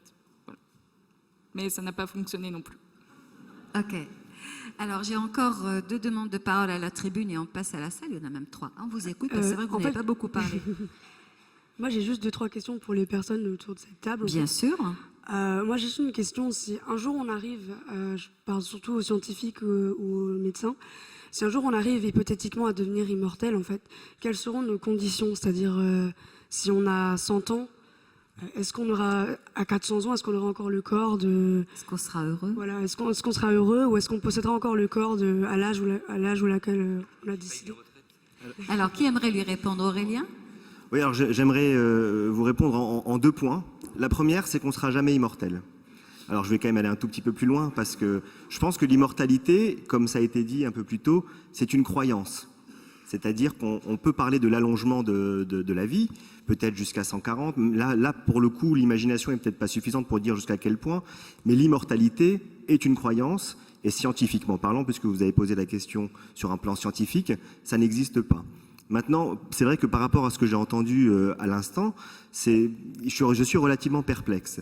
C'est-à-dire que la mort, c'est, comme vous l'avez dit d'ailleurs juste avant, quelque chose qui fait peur aux personnes que vous avez interrogées, et c'est tout à fait bien naturel. Si on avait la capacité d'interroger un grand singe, je pense qu'il n'aurait pas peur de la mort. Qu'est-ce qui fait peur finalement dans la mort? C'est que l'organe qui pense la mort, c'est l'organe qui va mourir. Et ça, c'est quelque chose, on peut imaginer faire atterrir un satellite sur une comète en déplacement, mais on ne peut pas imaginer que cette conscience qui prend conscience de tout, qui communique avec tout, cette conscience-là s'interrompt. Et ce qui me fait revenir sur les propos que j'ai entendus aussi à l'instant sur le transhumanisme, c'est-à-dire face à cette impossibilité de comprendre, je pense que notre esprit fait un switch. On a l'incapacité de répondre à cette question, donc pendant un certain temps, on s'est tourné vers la religion pour obtenir des réponses qui sont aujourd'hui indémontrables. Et la version 2.0 de la religion, c'est probablement un peu le courant transhumaniste. C'est-à-dire, c'est de pouvoir affirmer cette immortalité. Je ne parle pas de l'allongement de la durée de vie, parce que ça, on pourrait en parler. Il y a beaucoup de techniques, et certainement, certaines de ces techniques vont aboutir à un allongement de l'espérance de vie, comme c'est déjà le cas. Mais c'est vrai qu'à l'université de la singularité, j'aurais tendance à dire c'est peut-être aussi l'église de la singularité. C'est-à-dire, c'est une croyance, au même titre que la religion, que de penser qu'en changeant des pièces par-ci, par-là, on est capable d'aboutir à l'immortalité. L'immortalité sur un plan scientifique, j'espère que des gens dans le public pourront peut-être me contredire, mais je pense que c'est quelque chose qui n'est bien entendu pas réaliste. Maintenant, sur la question de quels sont les symptômes qui peuvent apparaître, alors là, oui, le neurologue pourra vous dire qu'il y a un certain nombre d'éléments de sénescence cellulaire, de réduction des télomères, de plein de choses qui vont aboutir à des symptômes. Et je crois que souvent, vivre éternellement, c'est surtout vieillir éternellement. Maître Haudet, et puis on passe la parole à la salle, c'est promis. Oui, très rapidement, on a parlé évidemment de l'immortalité au plan physiologique et biologique, mais il faut simplement se dire qu'il y a d'autres façons de voir l'immortalité. Une des façons de la voir, en tout cas l'immortalité entre guillemets, c'est d'essayer de rester le plus longtemps possible dans la mémoire des descendants. Et c'est ce qu'on voit tout à fait dans la tradition confucéenne en Extrême-Orient. Je dirais malicieusement du reste qu'on a déjà en France des immortels, c'est les académiciens de l'Académie française. Maintenant, quand on regarde certains d'entre eux, je ne suis pas sûr que ce soit un résultat qu'il faille absolument poursuivre.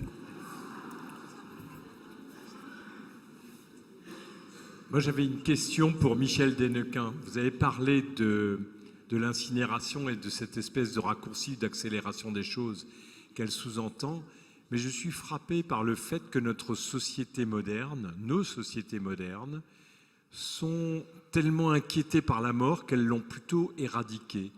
La mort est tabouisée dans nos sociétés. Avez-vous une explication? Il n'en va pas de même dans toutes les sociétés humaines. Pourquoi nos sociétés occidentales ont mis un tel tabou sur la mort qui est caché, qui doit être maîtrisé, dont on doit en maîtriser le moment, puisque ça ne peut pas venir par hasard cette affaire-là, et qui est véritablement un des grands points aveugles de nos sociétés. Est-ce que vous avez une explication là-dessus? Il y en a de nombreuses, mais du point de vue de l'Occident, je le disais tout à l'heure, c'est clairement l'Occident qui a inventé l'accélération du temps par l'industrie, par la société qui est la nôtre aujourd'hui, elle est née en Occident. Donc c'est l'idée d'un rapport au temps qui a induit toute une manière de se situer dans le rapport au corps et à l'autre. On parle d'immortalité, on pourrait parler de toutes les cures de jouvence, toutes les mythes. On se rapproche du printemps, détox, machin, truc. C'est du même tabac. C'est-à-dire l'idée que le corps est fondamentalement le lieu qui va influencer le psychisme, et on sait que c'est plus compliqué que ça.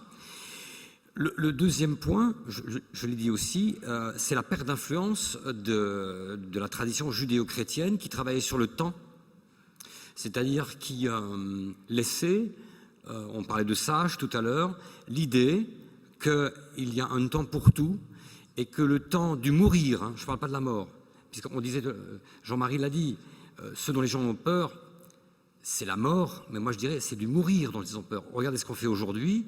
C'est l'euthanasie, avec 3 guillemets, c'est les soins palliatifs, c'est-à-dire, c'est plutôt l'idée du mourir. Le être mort, au fond, nous préoccupe peu.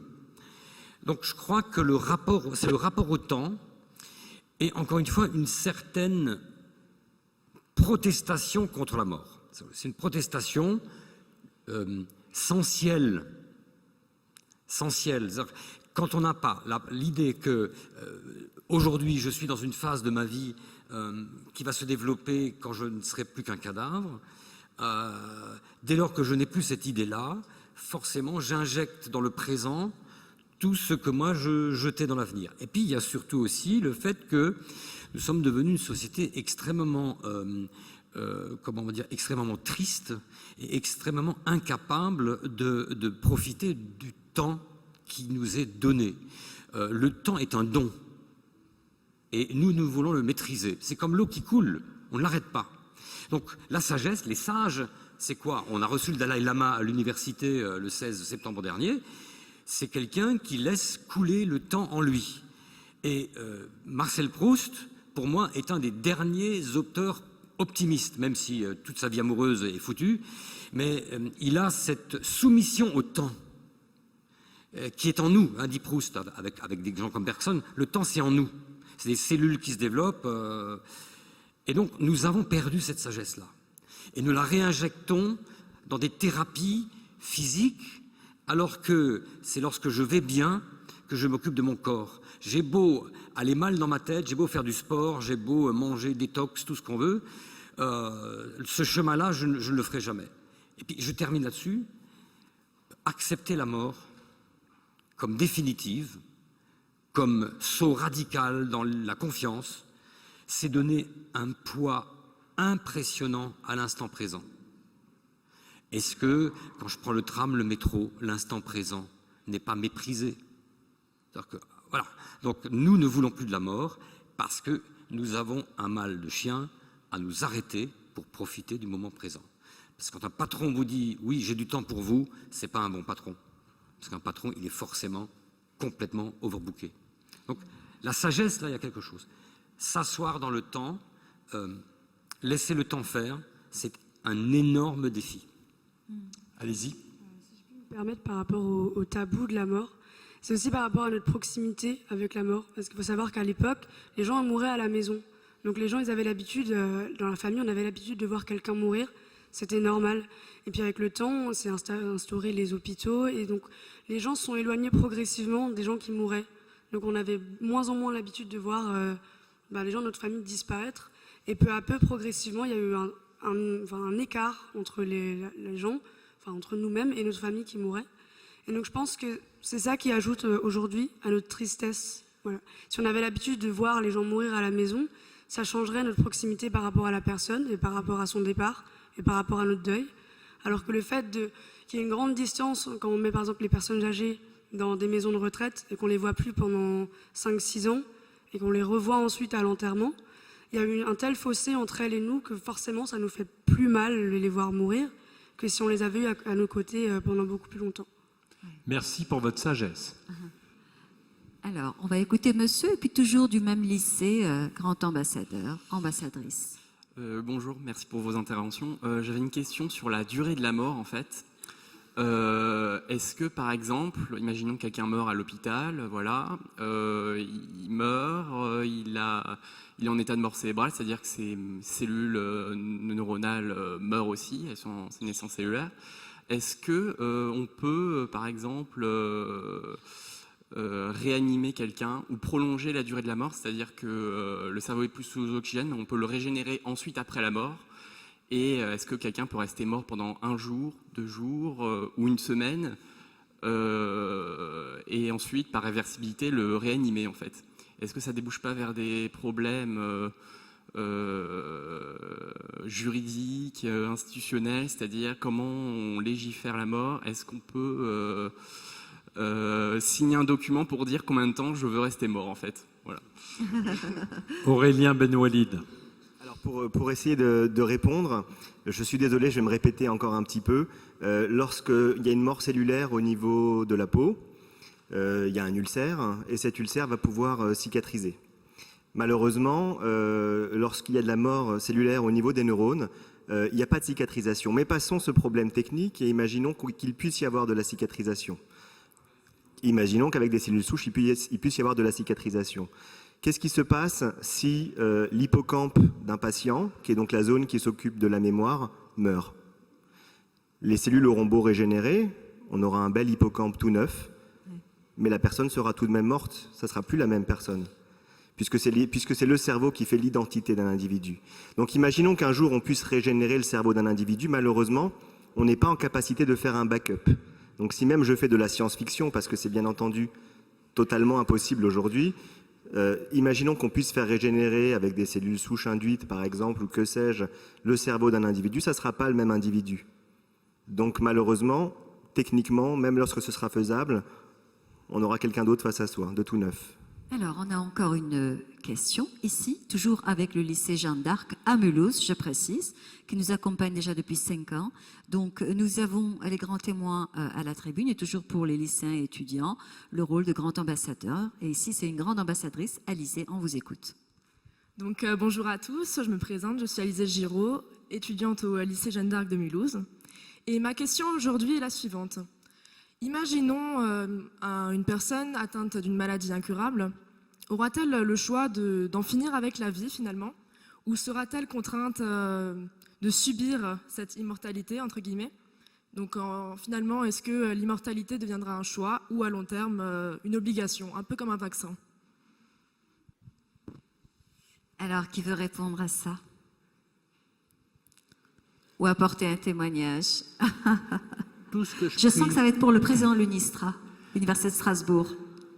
Tout ce que je puis dire simplement sur les milieux transhumanistes, c'est qu'en général, la plupart des transhumanistes sont à la fois pour effectivement une longévité accrue, mais également pour le choix personnel d'interrompre effectivement sa vie si le désir s'en fait sentir.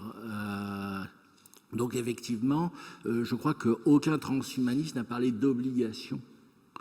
Maintenant, ça ne veut pas dire qu'on ne peut pas imaginer une société où ça sera le cas. Hein. Je parle simplement sociologiquement des milieux transhumanistes aujourd'hui. Aujourd'hui, en général, il y a à la fois un soutien, effectivement, à l'euthanasie, au suicide assisté et à la longévité pour ceux qui le souhaitent. Et à notre avis, Maître Ney, oui. Aujourd'hui, personne ne peut le payer. Je voulais dire qu'il y a au fond 2 aspects à cette question. Il y a un aspect juridique, mais la question ne se pose pas. Le suicide n'est pas un délit, ça l'était sous l'ancien droit. On faisait un procès au cadavre de la personne qui s'était suicidée, donc c'est évidemment pas un délit. La véritable question induite de vos propos, mademoiselle, est la suivante.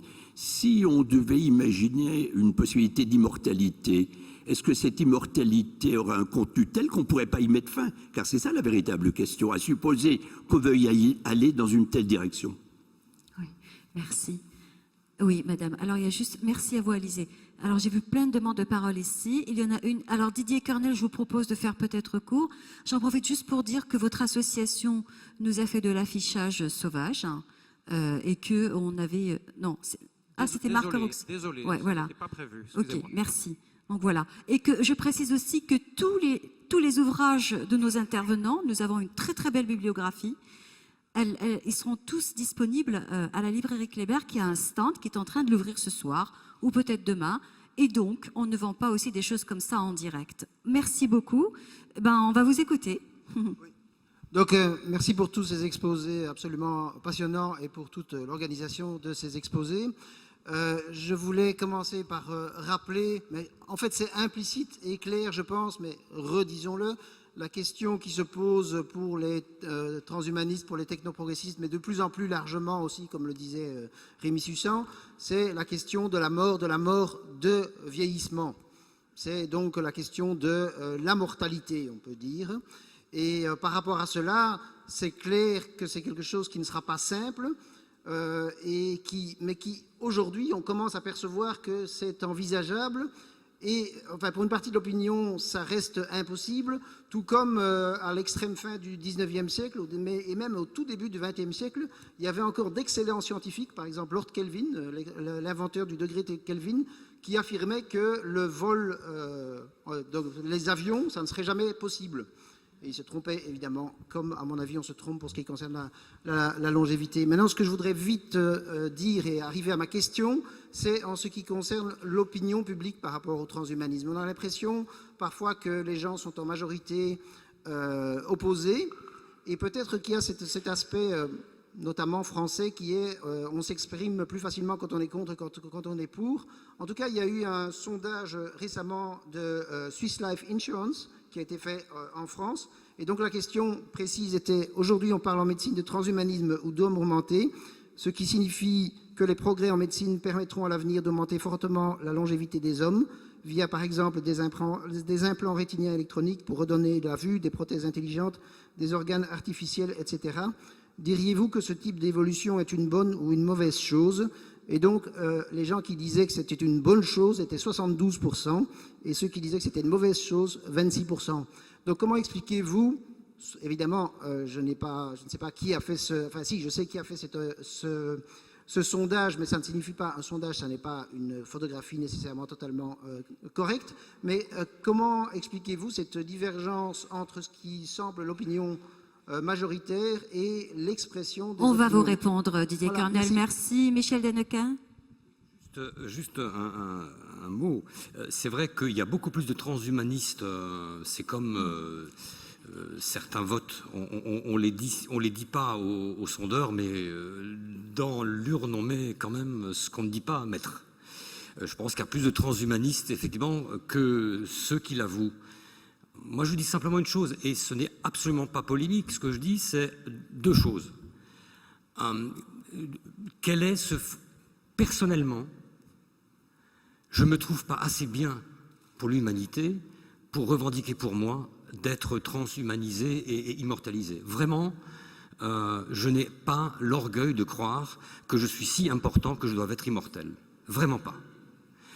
Donc, je pense qu'il y a un vrai orgueil, mais... Et deuxièmement, avec bientôt 10 milliards d'humains sur Terre, dont 80% n'ont rien à bouffer, c'est encore une fois un problème de riches, de décadence et surtout, je dirais, d'égoïsme absolu. Parce que, de nouveau, c'est la trumpisation des esprits. Ceux qui ont du fric seront dans des frigos et dans des cités avec des barbelés, des murs et de la ségrégation. Et il y aura encore plus de pauvres, ni cryogénisés, ni botoxisés, même pas sécurité socialisée, qui crèveront pour ces gens-là. C'est une société orwellienne, on en reparle depuis Trump, donc bienvenue dans un meilleur monde, mais je veux bien faire partie des vieux schnocks qui annonçaient la mort à plus de 30 km/h dans les trains ou les avions. Mais je suis vraiment, on est devant une rupture éthique. On est dans une rupture éthique et il faut en avoir conscience.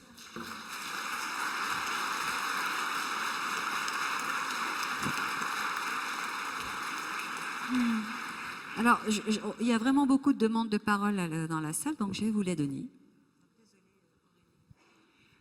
Oui. Moi, c'est suite à la question de la jeune personne de Mulhouse. Je voudrais apporter un témoignage. Après avoir fréquenté pendant 3 ans et demi une maison d'hébergement de personnes handicapées du grand âge, je peux dire à cette jeune personne que j'ai vu plusieurs personnes qui ont décidé de faire une fin,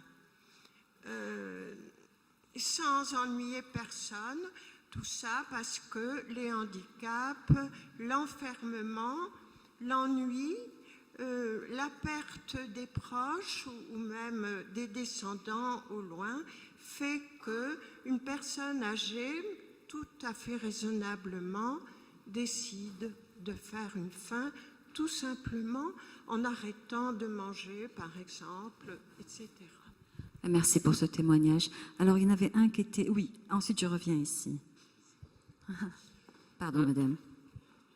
Philippe, j'ai une question sur la définition de la mort. Quelle est la définition de la mort sur le plan médical, je m'adresse aux médecins, et quelle est la définition de la mort sur le plan, le plan de la théologie, je m'adresse aux théologiens, d'une part, et d'autre part, quel est l'impact des expériences de NDE sur les deux définitions? Alors, sur la définition de la mort, chez l'être humain, c'est la mort cérébrale, c'est-à-dire une interruption définitive de l'activité électrique qui correspond à l'activité biochimique du cerveau et qui est également associée à une interruption le plus souvent de la respiration spontanée et de la vie de communication, ce qui va de soi. Donc ça, c'est sur l'aspect de la définition de la mort. Maintenant, sur l'aspect de la NDE, qui est donc la mort imminente, enfin les expériences de mort imminente, juste pour vous donner mon expérience personnelle, ayant travaillé dans un service d'épilepsie, l'expérience de mort imminente est reproduite soit par des crises d'épilepsie spontanées s'intéressant à certaines régions du cerveau, soit peuvent être induits par des électrodes placées judicieusement. Donc une fois de plus, si je veux répondre à la question purement sur un plan scientifique sans entrer dans des considérations religieuses, l'expérience de mort imminente correspond à l'induction d'une activité anormale dans une partie du cerveau. Et à mon sens, dans les différents papiers que j'ai pu lire jusqu'à présent, je n'ai malheureusement jamais rien lu de convaincant me permettant de penser qu'il pouvait s'agir d'une expérience suprasensorielle. Alors, je voudrais juste ajouter un verset à la dernière intervention de M. Dyneken, de l'Ecclésiaste, vanité des vanités, tout est vanité, on avait pourtant été prévenus. Mais bon, ce que je voulais dire aussi, c'est que nous vivons finalement avec une certitude, c'est celle de la mort, et avec une grande question, pourquoi? Et avec ces deux choses, on ne sait pas trop quoi faire. Donc je pense que le travail de la vie, ce serait peut-être d'aller vers cette pensée de Camus, à défaut d'être un saint, je me contente d'être un médecin, tout simplement. Merci à vous, madame. Juste pour rebondir, notre collègue médecin l'a dit, les NDE, par définition, les gens ne sont pas morts puisqu'ils reviennent. Donc on ne peut pas dire quelque chose du mourir à partir de cette expérience-là. Moi, je pense que si Jean-Marie pouvait aussi donner un petit éclairage juridique sur la mort, mais juste pour rebondir, je crois qu'effectivement, l'élément important, il est philosophique. Les gens quelqu'un qui est bien dans sa vie, regardez autour de vous, c'est quelqu'un qui travaille à l'idée de sa mort. C'est quelqu'un qui, quand il se promène dans un cimetière, n'est pas pris de palpitations dépressives, mais d'une vraie paix et d'un dialogue avec ceux qui sont là en disant « un jour je vous rejoindrai ». Je pense qu'on a une telle terreur de la mort, alors qu'on devrait juste avoir une mort salutaire. C'est-à-dire l'idée que la vie, c'est la vie, profitez de l'instant, n'attendez pas que ceux qui sont morts, que vous aimez, de leur dire que vous les aimez avant leur enterrement si possible. Donc il y a un impératif à vivre que la mort nous indique. Et de toujours mettre à l'au-delà ce qu'on ne fait pas aujourd'hui, c'est évidemment déprimant. Mais je pense qu'il y a une définition aussi juridique de la mort, me semble-t-il, Jean-Marie. Alors, il faut savoir, pour répondre à la question d'instant, c'est qu'il y a plusieurs définitions en réalité de la mort. Il y a dans le Code de la santé publique un article 71-7-1, je crois, qui donne une définition de la mort. Les juristes sont plus prudents. La définition qu'ils donnent de la mort, ils l'axent sur les conséquences juridiques de cette mort. Ils disent que c'est un fait juridique affecté d'un terme incertain, jusqu'à présent le juriste ne mouille pas beaucoup, qui a pour effet de faire sortir de la vie juridique une personne, de lui enlever ses attributs, et de la faire sortir ainsi de la vie juridique. Donc les juristes ne donnent pas de définition en tant que telle de la mort, ils mettent le focus sur les conséquences de cette mort. Il ne faut pas s'en étonner, les juristes ne sont pas médecins, ou alors ça se saurait depuis le temps. Donc ils ont une définition beaucoup plus ramassée, beaucoup plus pratique, axée sur les conséquences. La mort en droit, c'est le fait pour une personne de perdre ses attributs juridiques et de quitter ainsi la vie juridique, la vie civile. Au sens de droit. Oui, monsieur. Et on me demande, si vous voulez bien vous lever, pour qu'on puisse vous filmer. Voilà. Oui. En 1800, le médecin Bichat définissait la vie comme l'ensemble des forces qui résistent à la mort. Alors, si on prend en compte cette définition, on peut craindre que si on arrivait un jour, ce que je ne crois pas, à supprimer ou à vaincre la mort, qu'est-ce qui arriverait de la vie? Bien, c'est une première chose. Deuxième chose, je regrette que personne, ni à la tribune ni dans la salle, jusqu'à présent, n'ait évoqué une réponse que je trouve sage et philosophique à cette question et à cette crainte ou à cette angoisse de la mort. Je veux parler du philosophe Épicure, 4e, 3e siècle avant l'ère chrétienne, qui, dans un passage de la lettre à Ménécée, c'est un texte très bref, et tout le monde devrait le lire, nous apprend une chose qui a été reprise d'ailleurs après par Montaigne et bien d'autres. Il nous dit ceci, il ne faut pas craindre la mort. Pourquoi? Parce que elle et moi, on ne se rencontrera jamais. Ou bien elle est là et je n'y suis plus, ou bien je suis encore là, c'est-à-dire un être sensible qui a du plaisir ou de la douleur, et là, du coup, la mort n'est pas là. Ce que les gens craignent, je pense, c'est la douleur. C'est les fins de vie absolument longues et qui n'en finissent pas. Et c'est pour ça, d'ailleurs, qu'ils ont inventé toutes ces affaires post-mortem dont M. Däniken nous a largement parlé. Donc je pense qu'il faut lire Épicure, Montaigne, qui l'a repris d'ailleurs, et il faut apprendre à ne pas craindre la mort, parce qu'effectivement, tout ce que nous pouvons avoir et faire, c'est dans la vie elle-même. Et vouloir vaincre la mort, je dirais pour terminer, c'est à la fois impossible et ce n'est pas souhaitable. Merci monsieur pour cet éclairage aussi. Alors, on va donner la parole là-bas, puis on revient ici. Quelqu'un m'avait fait signe, je reviens. Et ici aussi, je crois.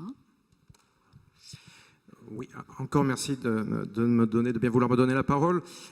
Donc, je vais peut-être redire très brièvement quelque chose que j'ai déjà dit ce matin parce que j'ai l'impression que le public a considérablement accru, on peut se féliciter. Je répète de manière, vraiment en insistant parce que le contraire a été entendu plusieurs fois maintenant cet après-midi. Donc voilà, une parole transhumaniste représentant une grande majorité des transhumanistes, pas seulement qu'en France, mais dans le monde entier, dit que ce qui est recherché par les transhumanistes, ce n'est pas l'immortalité. La mort de la mort est un slogan publicitaire qui a l'air de très bien marcher, mais c'est un slogan. Si on prend au pied de la lettre l'expression la mort de la mort ou la promesse de l'immortalité, on est forcément dans de la métaphysique, dans une pensée religieuse éventuellement.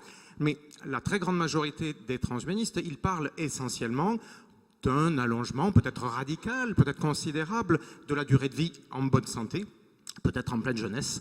Il n'est pas question d'être grabataire, en effet, pendant des milliers d'années. Donc, simplement, j'ai rappelé ce matin ce qu'on appelle, ce que Rémi Jussan aussi a rappelé, c'est appelé la mortalité. Simplement, le fait déjà de repousser considérablement la maladie et le vieillissement. Donc, tout le reste, à mon sens, est fantasme. Et faites bien attention, selon donc le sujet de notre réflexion, on est soit dans la pensée transhumaniste qui se veut matérialiste, donc dans la mortalité, ou alors on est dans de la métaphysique. Je trouve que la question ne se pose pas. Je suis complètement d'accord. L'immortalité corporelle, d'un point de vue rationaliste, elle n'est même pas concevable. Mais je voudrais juste rajouter deux questions, deux véritables questions, ou deux idées pour peut-être amener à réfléchir encore plus particulièrement. Alors je vais faire peut-être un petit peu l'avocat du diable, ou je vais être un petit peu volontairement provocateur pour essayer justement d'amener des éléments de réflexion. Les cryonistes dont on a parlé tout à l'heure, avec cette affaire donc, qui a été traitée au niveau du Conseil d'État, personnellement je suis très critique envers les perspectives des cryonistes. Mais ils disent une chose qui me semble demander réflexion. Il faut remarquer, comme on l'a dit déjà quelques fois, que la définition de la mort a évolué à travers les âges. Pendant longtemps, on a considéré que c'était le battement du cœur qui pouvait dire qu'on considérait qu'une personne était morte. Aujourd'hui, c'est plutôt les fonctions cérébrales. Et c'est intéressant de réfléchir peut-être d'ailleurs au fait qu'on a un peu trop tendance à tout mettre dans le cerveau aujourd'hui. Le progrès des neurosciences, qui est encore assez récent, a sans doute vraiment porté à ce qu'on mette tout, on considère que c'est seulement l'activité cérébrale. Personnellement, je considère que le corps a encore son mot à dire au total et pas seulement le cerveau. Et les cryonistes posent la question, si par exemple aujourd'hui on considère qu'une personne qui est dans le coma il y a quelques décennies, on considère qu'elle était morte finalement, on n'avait plus de signaux. Aujourd'hui, avec les progrès de neurosciences, on se dit, ah tiens, peut-être on peut encore la ramener et lui donner une conscience, donc elle n'est pas morte. Eh bien, les cryonistes vont dire, peut-être que ce corps que nous considérons aujourd'hui comme mort, parce que toutes les fonctions apparemment sont à l'arrêt, eh bien, peut-être que dans un certain temps, dans 100 ans, dans 1000 ans, on ne peut pas savoir, eh bien, on considérera que c'était une erreur, de la même manière que ce peut être une erreur de considérer que des personnes dans l'activité, qui étaient dans le coma, étaient morts. Donc voilà, je trouve une interrogation. Et puis une toute dernière dans une autre direction. Oui, parce qu'on a encore vraiment beaucoup de demandes de parole, si vous le permettez, c'est tout. Bon, alors merci. Merci, c'est moi. Oui, je vous en prie. Alors, il y avait monsieur qui attendait depuis un moment. Je peux apporter peut-être un petit élément de réponse simplement sur, en très court, juste sur le postulat de dire finalement Oui, nous avons encore un quart d'heure, pourquoi en est-ce fait, qu'on porte tellement d'importance au cerveau. J'aimerais juste vous dire que si vous avez l'impression d'être assis sur un siège, d'écouter des gens parler, d'avoir mangé quelque chose à midi qui vous reste sur l'estomac, de penser à ce que vous allez faire ensuite, de vous souvenir de votre enfance, tout ça n'est qu'une reconstitution de l'activité de votre cerveau. Donc malheureusement, je dirais que votre identité, c'est votre cerveau, c'est votre système nerveux. Et malheureusement, ni vos muscles, ni les organes de reproduction, ni rien d'autre ne sont en mesure d'effectuer cette tâche. Et malheureusement, ce n'est que votre cerveau. Donc juste sur ce point-là, je suis en désaccord avec vous. Mais si vous avez... Ok, merci. Merci beaucoup pour vos interventions, surtout celle de M. Denequin. Je vais peut-être être très court parce qu'il y a un souci de temps. Je vais quand même dire que ce que nous craignons maintenant, c'est beaucoup plus la peur de la mort. Et on la craint parce que notre vie n'est pas meilleure. Nous sommes dans un mal-être. Je vais reprendre peut-être parce que M. Denequin a beaucoup exprimé une pensée chrétienne. Mais je pense que quand on est dans la Genèse, la majorité des personnages qui y sont cités sont quand même des personnages qui ont vécu parfois au-delà de 400 ans. Et ces personnages-là, je n'ai pas vu dans les Écritures qu'elles se gênaient, ou ces personnes se gênaient de leur existence. Je pense que ce qui dérange aujourd'hui, c'est la façon dont on vit. Et je pense que les technologies, donc le transhumanisme, est en train progressivement de proposer des alternatives pour vivre un peu plus meilleur dans un monde qui n'est pas forcément meilleur. Moi, je viens d'Afrique, je vais être encore un peu court, et chez nous, généralement, l'Afrique c'est trop vaste, je viens du Cameroun c'est encore trop vaste parce qu'il y a pratiquement 280 ethnies, je viens d'une toute petite ethnie, et chez nous, les morts ne meurent jamais, les morts ne sont pas morts. On reste donc pratiquement des immortels. Je ne vais pas m'étendre sur la question, parce que de toute façon, on dit que chez nous, on comprend déjà la notion d'immortalité et on la vit. Merci à vous. Quelqu'un a voulu vous applaudir, faites-le franchement. Ne vous retenez pas. Faites-vous plaisir. Alors, il y avait aussi une demande de parole vraiment beaucoup de l'autre côté, me semble-t-il. Voilà.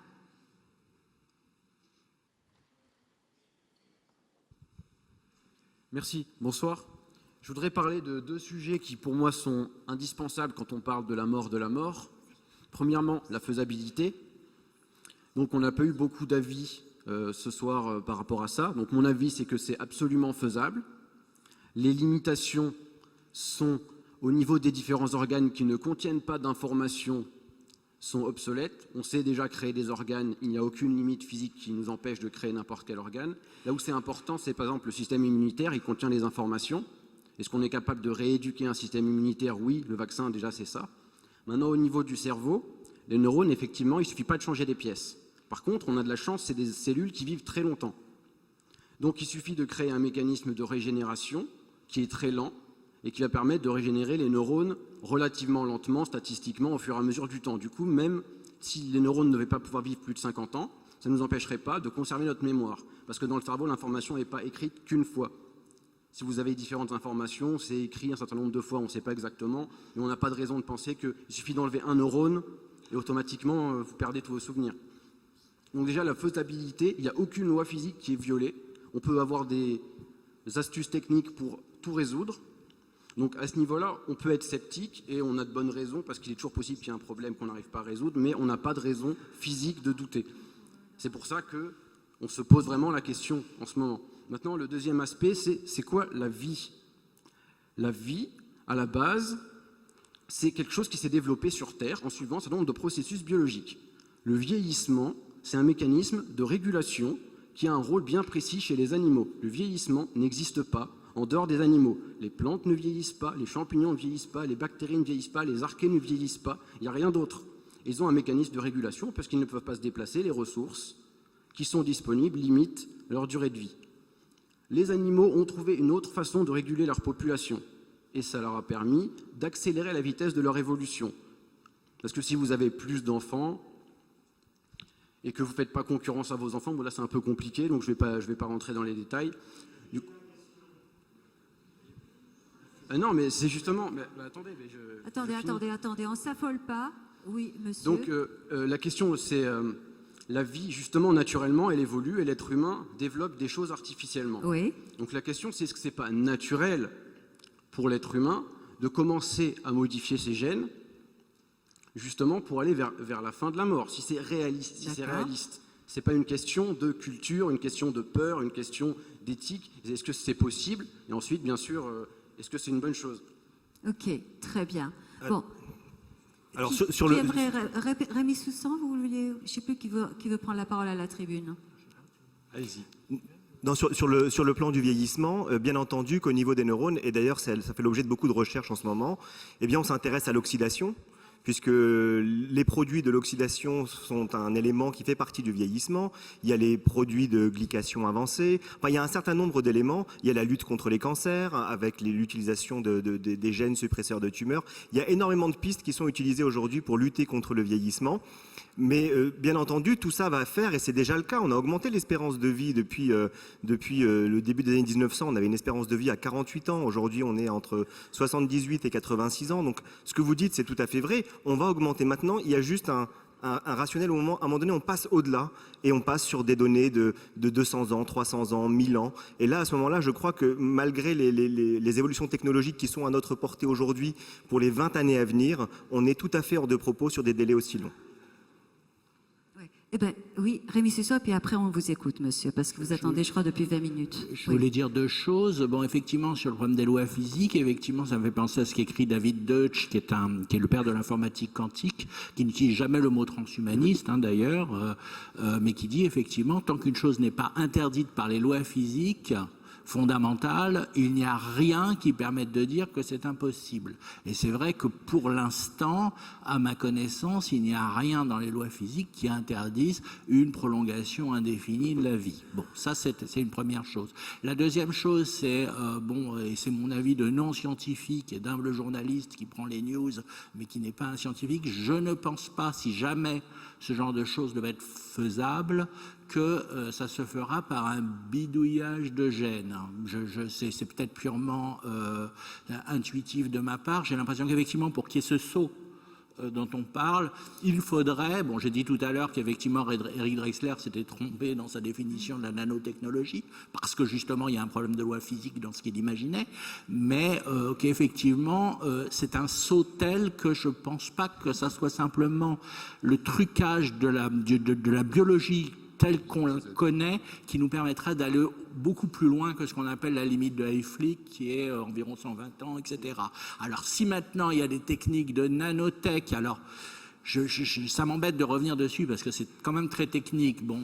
Drexler imaginait vraiment des petits nanorobots électroniques qui fonctionneraient au niveau du corps. Ça marche pas pour plusieurs raisons qui font qu'au niveau, grosso modo, du nanomètre, effectivement, il y a certaines possibilités, comme à cause des lois des attractions de Van der Waals et du mouvement brownien, on peut pas piloter un robot nanométrique comme on piloterait un robot de taille normale. Par contre, il y a des recherches en bio-nanotechnologie, c'est-à-dire quelque chose qui ne permettrait pas de faire l'assembleur universel dont je parlais tout à l'heure, qui pourrait être prometteuse à l'intérieur du corps. Et je pense que, je l'ai dit tout à l'heure, je n'ai aucune idée de savoir si c'est possible, mais je soupçonne que si c'est quelque chose de possible, ça sera moins de l'ordre de la génétique que, effectivement, de l'apport dans le corps d'autres choses.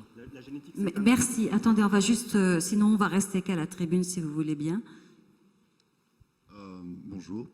Alors, je tenais de tout d'abord à remercier chacun des intervenants. C'était vraiment une séance super intéressante et tout particulièrement vous, Monsieur Ducan, parce que voilà, je choisis un préféré. J'aimerais pouvoir vous poser une question. La question que vous avez posée par rapport au temps est vraiment très intéressante. Et voilà, je ne vais pas revenir sur ce que vous avez déclaré par rapport à notre société, sur le rapport au temps. Mais j'aimerais juste vous demander une précision par rapport à... c'est quelque chose qu'on voit de plus en plus, on peut le voir dans les magazines ou à la librairie Kléber, ce rapport à l'instant présent. Et justement, cette question de l'intensité, on cherche tous à vivre nos vies à fond. C'est quelque chose qui nous est vendu de manière complètement outrancière, l'instant présent, la vie, le vivre, le vécu. Et justement, je me demande si c'est pas cette question du rapport à la mort, pour en finir avec la mort, n'est pas justement quelque chose qui se pose par la dualité entre justement l'instant présent par son intensité, qui est un déni du réel, qui est quelque chose qu'on veut vivre avec passion, mais qui est contraire au temps, car justement la passion meurt avec le temps, par définition. Et tout au contraire, je voudrais savoir si justement on ne pouvait pas poser...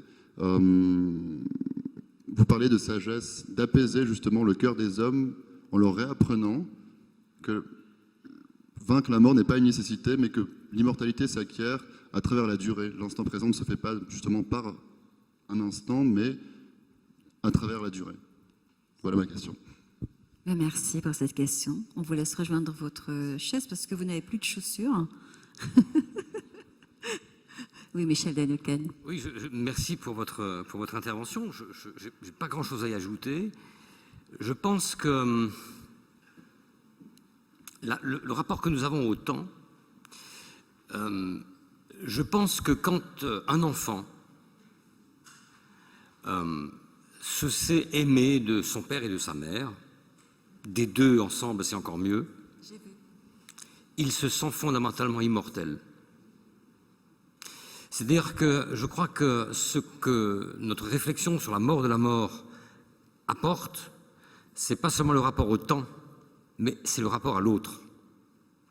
Et quand vous dites que la société nous enjoint, ces fameuses injonctions, de vivre notre vie en plénitude, à fond, chaque seconde à fond, paradoxalement, ça ne peut se faire que si on laisse du temps à l'ennui, au temps long, parce que vivre intensément tout le temps, c'est justement quelque chose qui n'est pas de l'ordre naturel.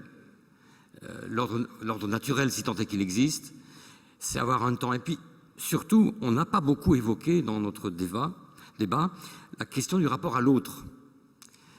On meurt très différemment selon qu'on donne la main à quelqu'un ou pas, selon qu'on laisse derrière soi un capital de vie et d'humanité.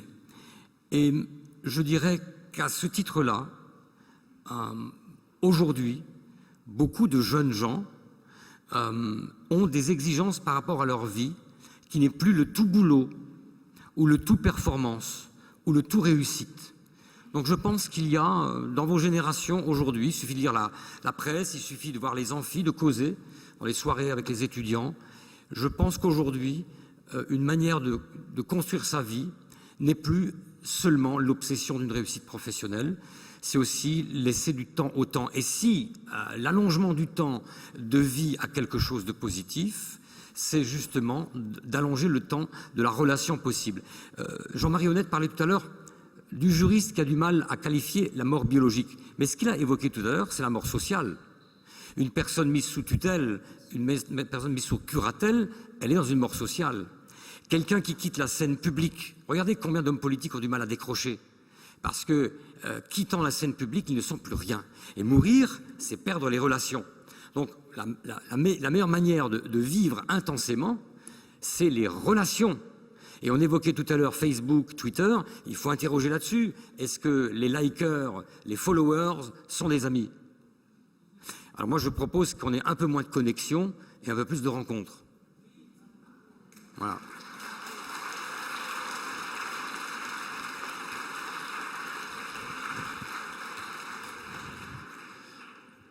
Alors, votre intervention rejoint ma question. Je vais la poser néanmoins. Je vois ici forum de bioéthique. S'il n'y a plus de mort, y a-t-il encore de l'éthique? Je m'explique. C'est-à-dire à partir du moment où ce qui est difficile dans la mort, c'est la rupture de relation aux autres. C'est ce qui nous rend attentifs à l'autre, justement, de façon, alors à tous les moments, mais de façon, je dirais, rétroactive, en quelque sorte, pour le dire comme ça. Par récurrence, j'ai envie de dire, pour employer un terme mathématique. Et donc, je pense que sans la mort, ça sera effectivement une post-humanité, c'est-à-dire plus d'humanité, d'attention à l'autre. Qu'en pensez-vous?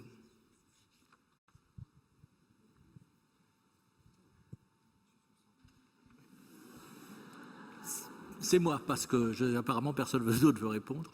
Je voudrais revenir alors un petit peu sur le sujet de tout à l'heure, c'est-à-dire qu'il faut cesser de penser cette histoire de longévité ou de mortalité toute seule. Hein, il s'agit réellement d'un système global. C'est-à-dire qu'effectivement, ce qui est central dans la question du transhumanisme, et malheureusement les transhumanistes d'aujourd'hui l'oublient beaucoup, hein, mais ce n'était pas le cas effectivement des transhumanistes post-hippie des années 70, ou même si on remonte plus loin des cosmistes russes du 19e siècle, puisque effectivement il y a une très très longue généalogie, c'est effectivement la place de l'homme dans l'univers. C'est-à-dire qu'il ne s'agit pas de savoir si effectivement on peut ou non vivre longtemps, c'est de savoir est-ce que, et je reprends un peu ce que dit David Deutsch d'ailleurs dont j'ai parlé il y a 2 minutes, c'est-à-dire est-ce que la conscience humaine, sachant qu'on met entre parenthèses la possibilité de conscience non humaine, mais qu'on ne la nie pas, hein, mais c'est la seule qu'on connaisse, alors on est bien obligé de faire avec, est-ce qu'elle a un rôle dans les fins dernières? C'est-à-dire, est-ce qu'elle est de la taille de l'univers ou est-ce qu'elle est de la taille de la Terre? Effectivement, si elle est de la taille de l'univers, vivre 80 ans, c'est peu quand même. Dans cette logique. Par contre, effectivement, alors revenons à la question de l'éthique. D'abord, effectivement, on a parlé tout à l'heure d'immortalité, mais on peut imaginer très facilement, et les auteurs de science-fiction ne s'en sont pas privés, des guerres atroces opposant des immortels avec de la mort. Donc il faudra bien toujours, de toute façon, qu'il y ait société, que ce soit une société d'ammortels, d'immortels. Bon, on n'a pas parlé non plus, effectivement, des théories de l'uploading qui sont assez folles, mais qui sont intéressantes parce qu'elles vont beaucoup plus loin, puisqu'on imagine le téléchargement du contenu du cerveau sur un support non non biologique. Bon, ça c'est quelque chose qui pour l'instant est totalement inimaginable, hein, mais certains y croient. Donc effectivement, je ne vois pas pourquoi il n'y aurait pas une éthique. Et moi, je vous conseille la lecture d'un bouquin assez passionnant, d'une série de livres assez passionnants d'un auteur des années 30 qui s'appelait Olaf Stapledon, qui a écrit une série de livres de science-fiction philosophique qui s'appelait Le créateur d'étoiles et les derniers et les premiers, quelques autres, où effectivement il imaginait effectivement ces sociétés post-humaines, mais qui se posaient aussi à leur tour des questions éthiques. Moi, je me souviens que, effectivement, ça fait très longtemps que j'ai lu ces bouquins. Par exemple, une société de crabes super intelligents sur je ne sais quelle galaxie qui va être envahie par une race extérieure et qui refuse de prendre les armes parce qu'ils disent « nous avons atteint un tel niveau de conscience que nous avons aboli la guerre et nous ne voulons pas la reprendre ». Donc, effectivement, il y aura des questions éthiques. C'est quelque chose qui, je dirais, qui est éternel quelque part, et plus il y a de la conscience et plus il y a de l'intelligence, plus il y a un questionnement éthique, et je ne vois pas pourquoi ça disparaîtrait, et peut-être même que ça prendra un sens. Je vais vous donner aussi un autre exemple d'un des fondateurs de la World Transhumanist Association qui s'appelle David Pierce, qui lui est un végétalien absolu par exemple, et qui estime que puisque la vie est quelque chose de fondamental, même un morceau de fromage il ne le mangera pas, il ne prend rien à base d'animaux, etc., parce que pour lui c'est quelque chose qui est intrinsèquement lié effectivement à une éloge de la vie, etc. Donc, vous avez aussi des transhumanistes nietzschéens qui vont dire les autres peuvent mourir, ça m'est égal. Ça existe aussi, quoique ce soit beaucoup plus rare qu'on l'imagine, mais j'en ai rencontré un ou deux. Et pas parmi les plus riches, hein, c'était plutôt du genre fauché. Donc effectivement, des questions éthiques vont se poser, des questions éthiques se poseront à toutes les étapes, tant qu'il y a de la conscience et de l'intelligence, à mon avis. Ok. Est-ce que vous souhaitez les uns et les autres peut-être dire un petit mot de la fin ou pas? Non. Eh bien, écoutez, si. Voilà, il me semblait quand même que vous aviez noté beaucoup de choses. C'est ce que je vois d'ici. Moi, juste pour terminer, je pense qu'il serait assez important de diffuser le transhumanisme parce que, mine de rien, c'est quelque chose dont tout le monde n'est pas vraiment au courant. Oui. Et je pense qu'il serait vraiment urgent et impératif de prévenir les générations futures, de quelque manière que ce soit, mais au moins de leur faire signe et de montrer l'importance du transhumanisme dans les prochaines décennies, en fait. Merci, Maître Ney. Oui, rapidement, un point qu'on n'a pas eu le temps d'aborder, mais c'était tellement dense. On n'a pas parlé de la transmission. Oui. Et la transmission est un concept absolument majeur. Et il s'agit non seulement de transmettre un patrimoine, mais bien autre chose, bien au-delà du patrimoine. Et la véritable question qui se pose est, est-ce que la mort de la mort, ce ne serait pas une impossibilité, une régression dans la transmission du patrimoine? Voilà, écoutez, je crois qu'il nous reste vraiment à applaudir la tribune, tous les intervenants.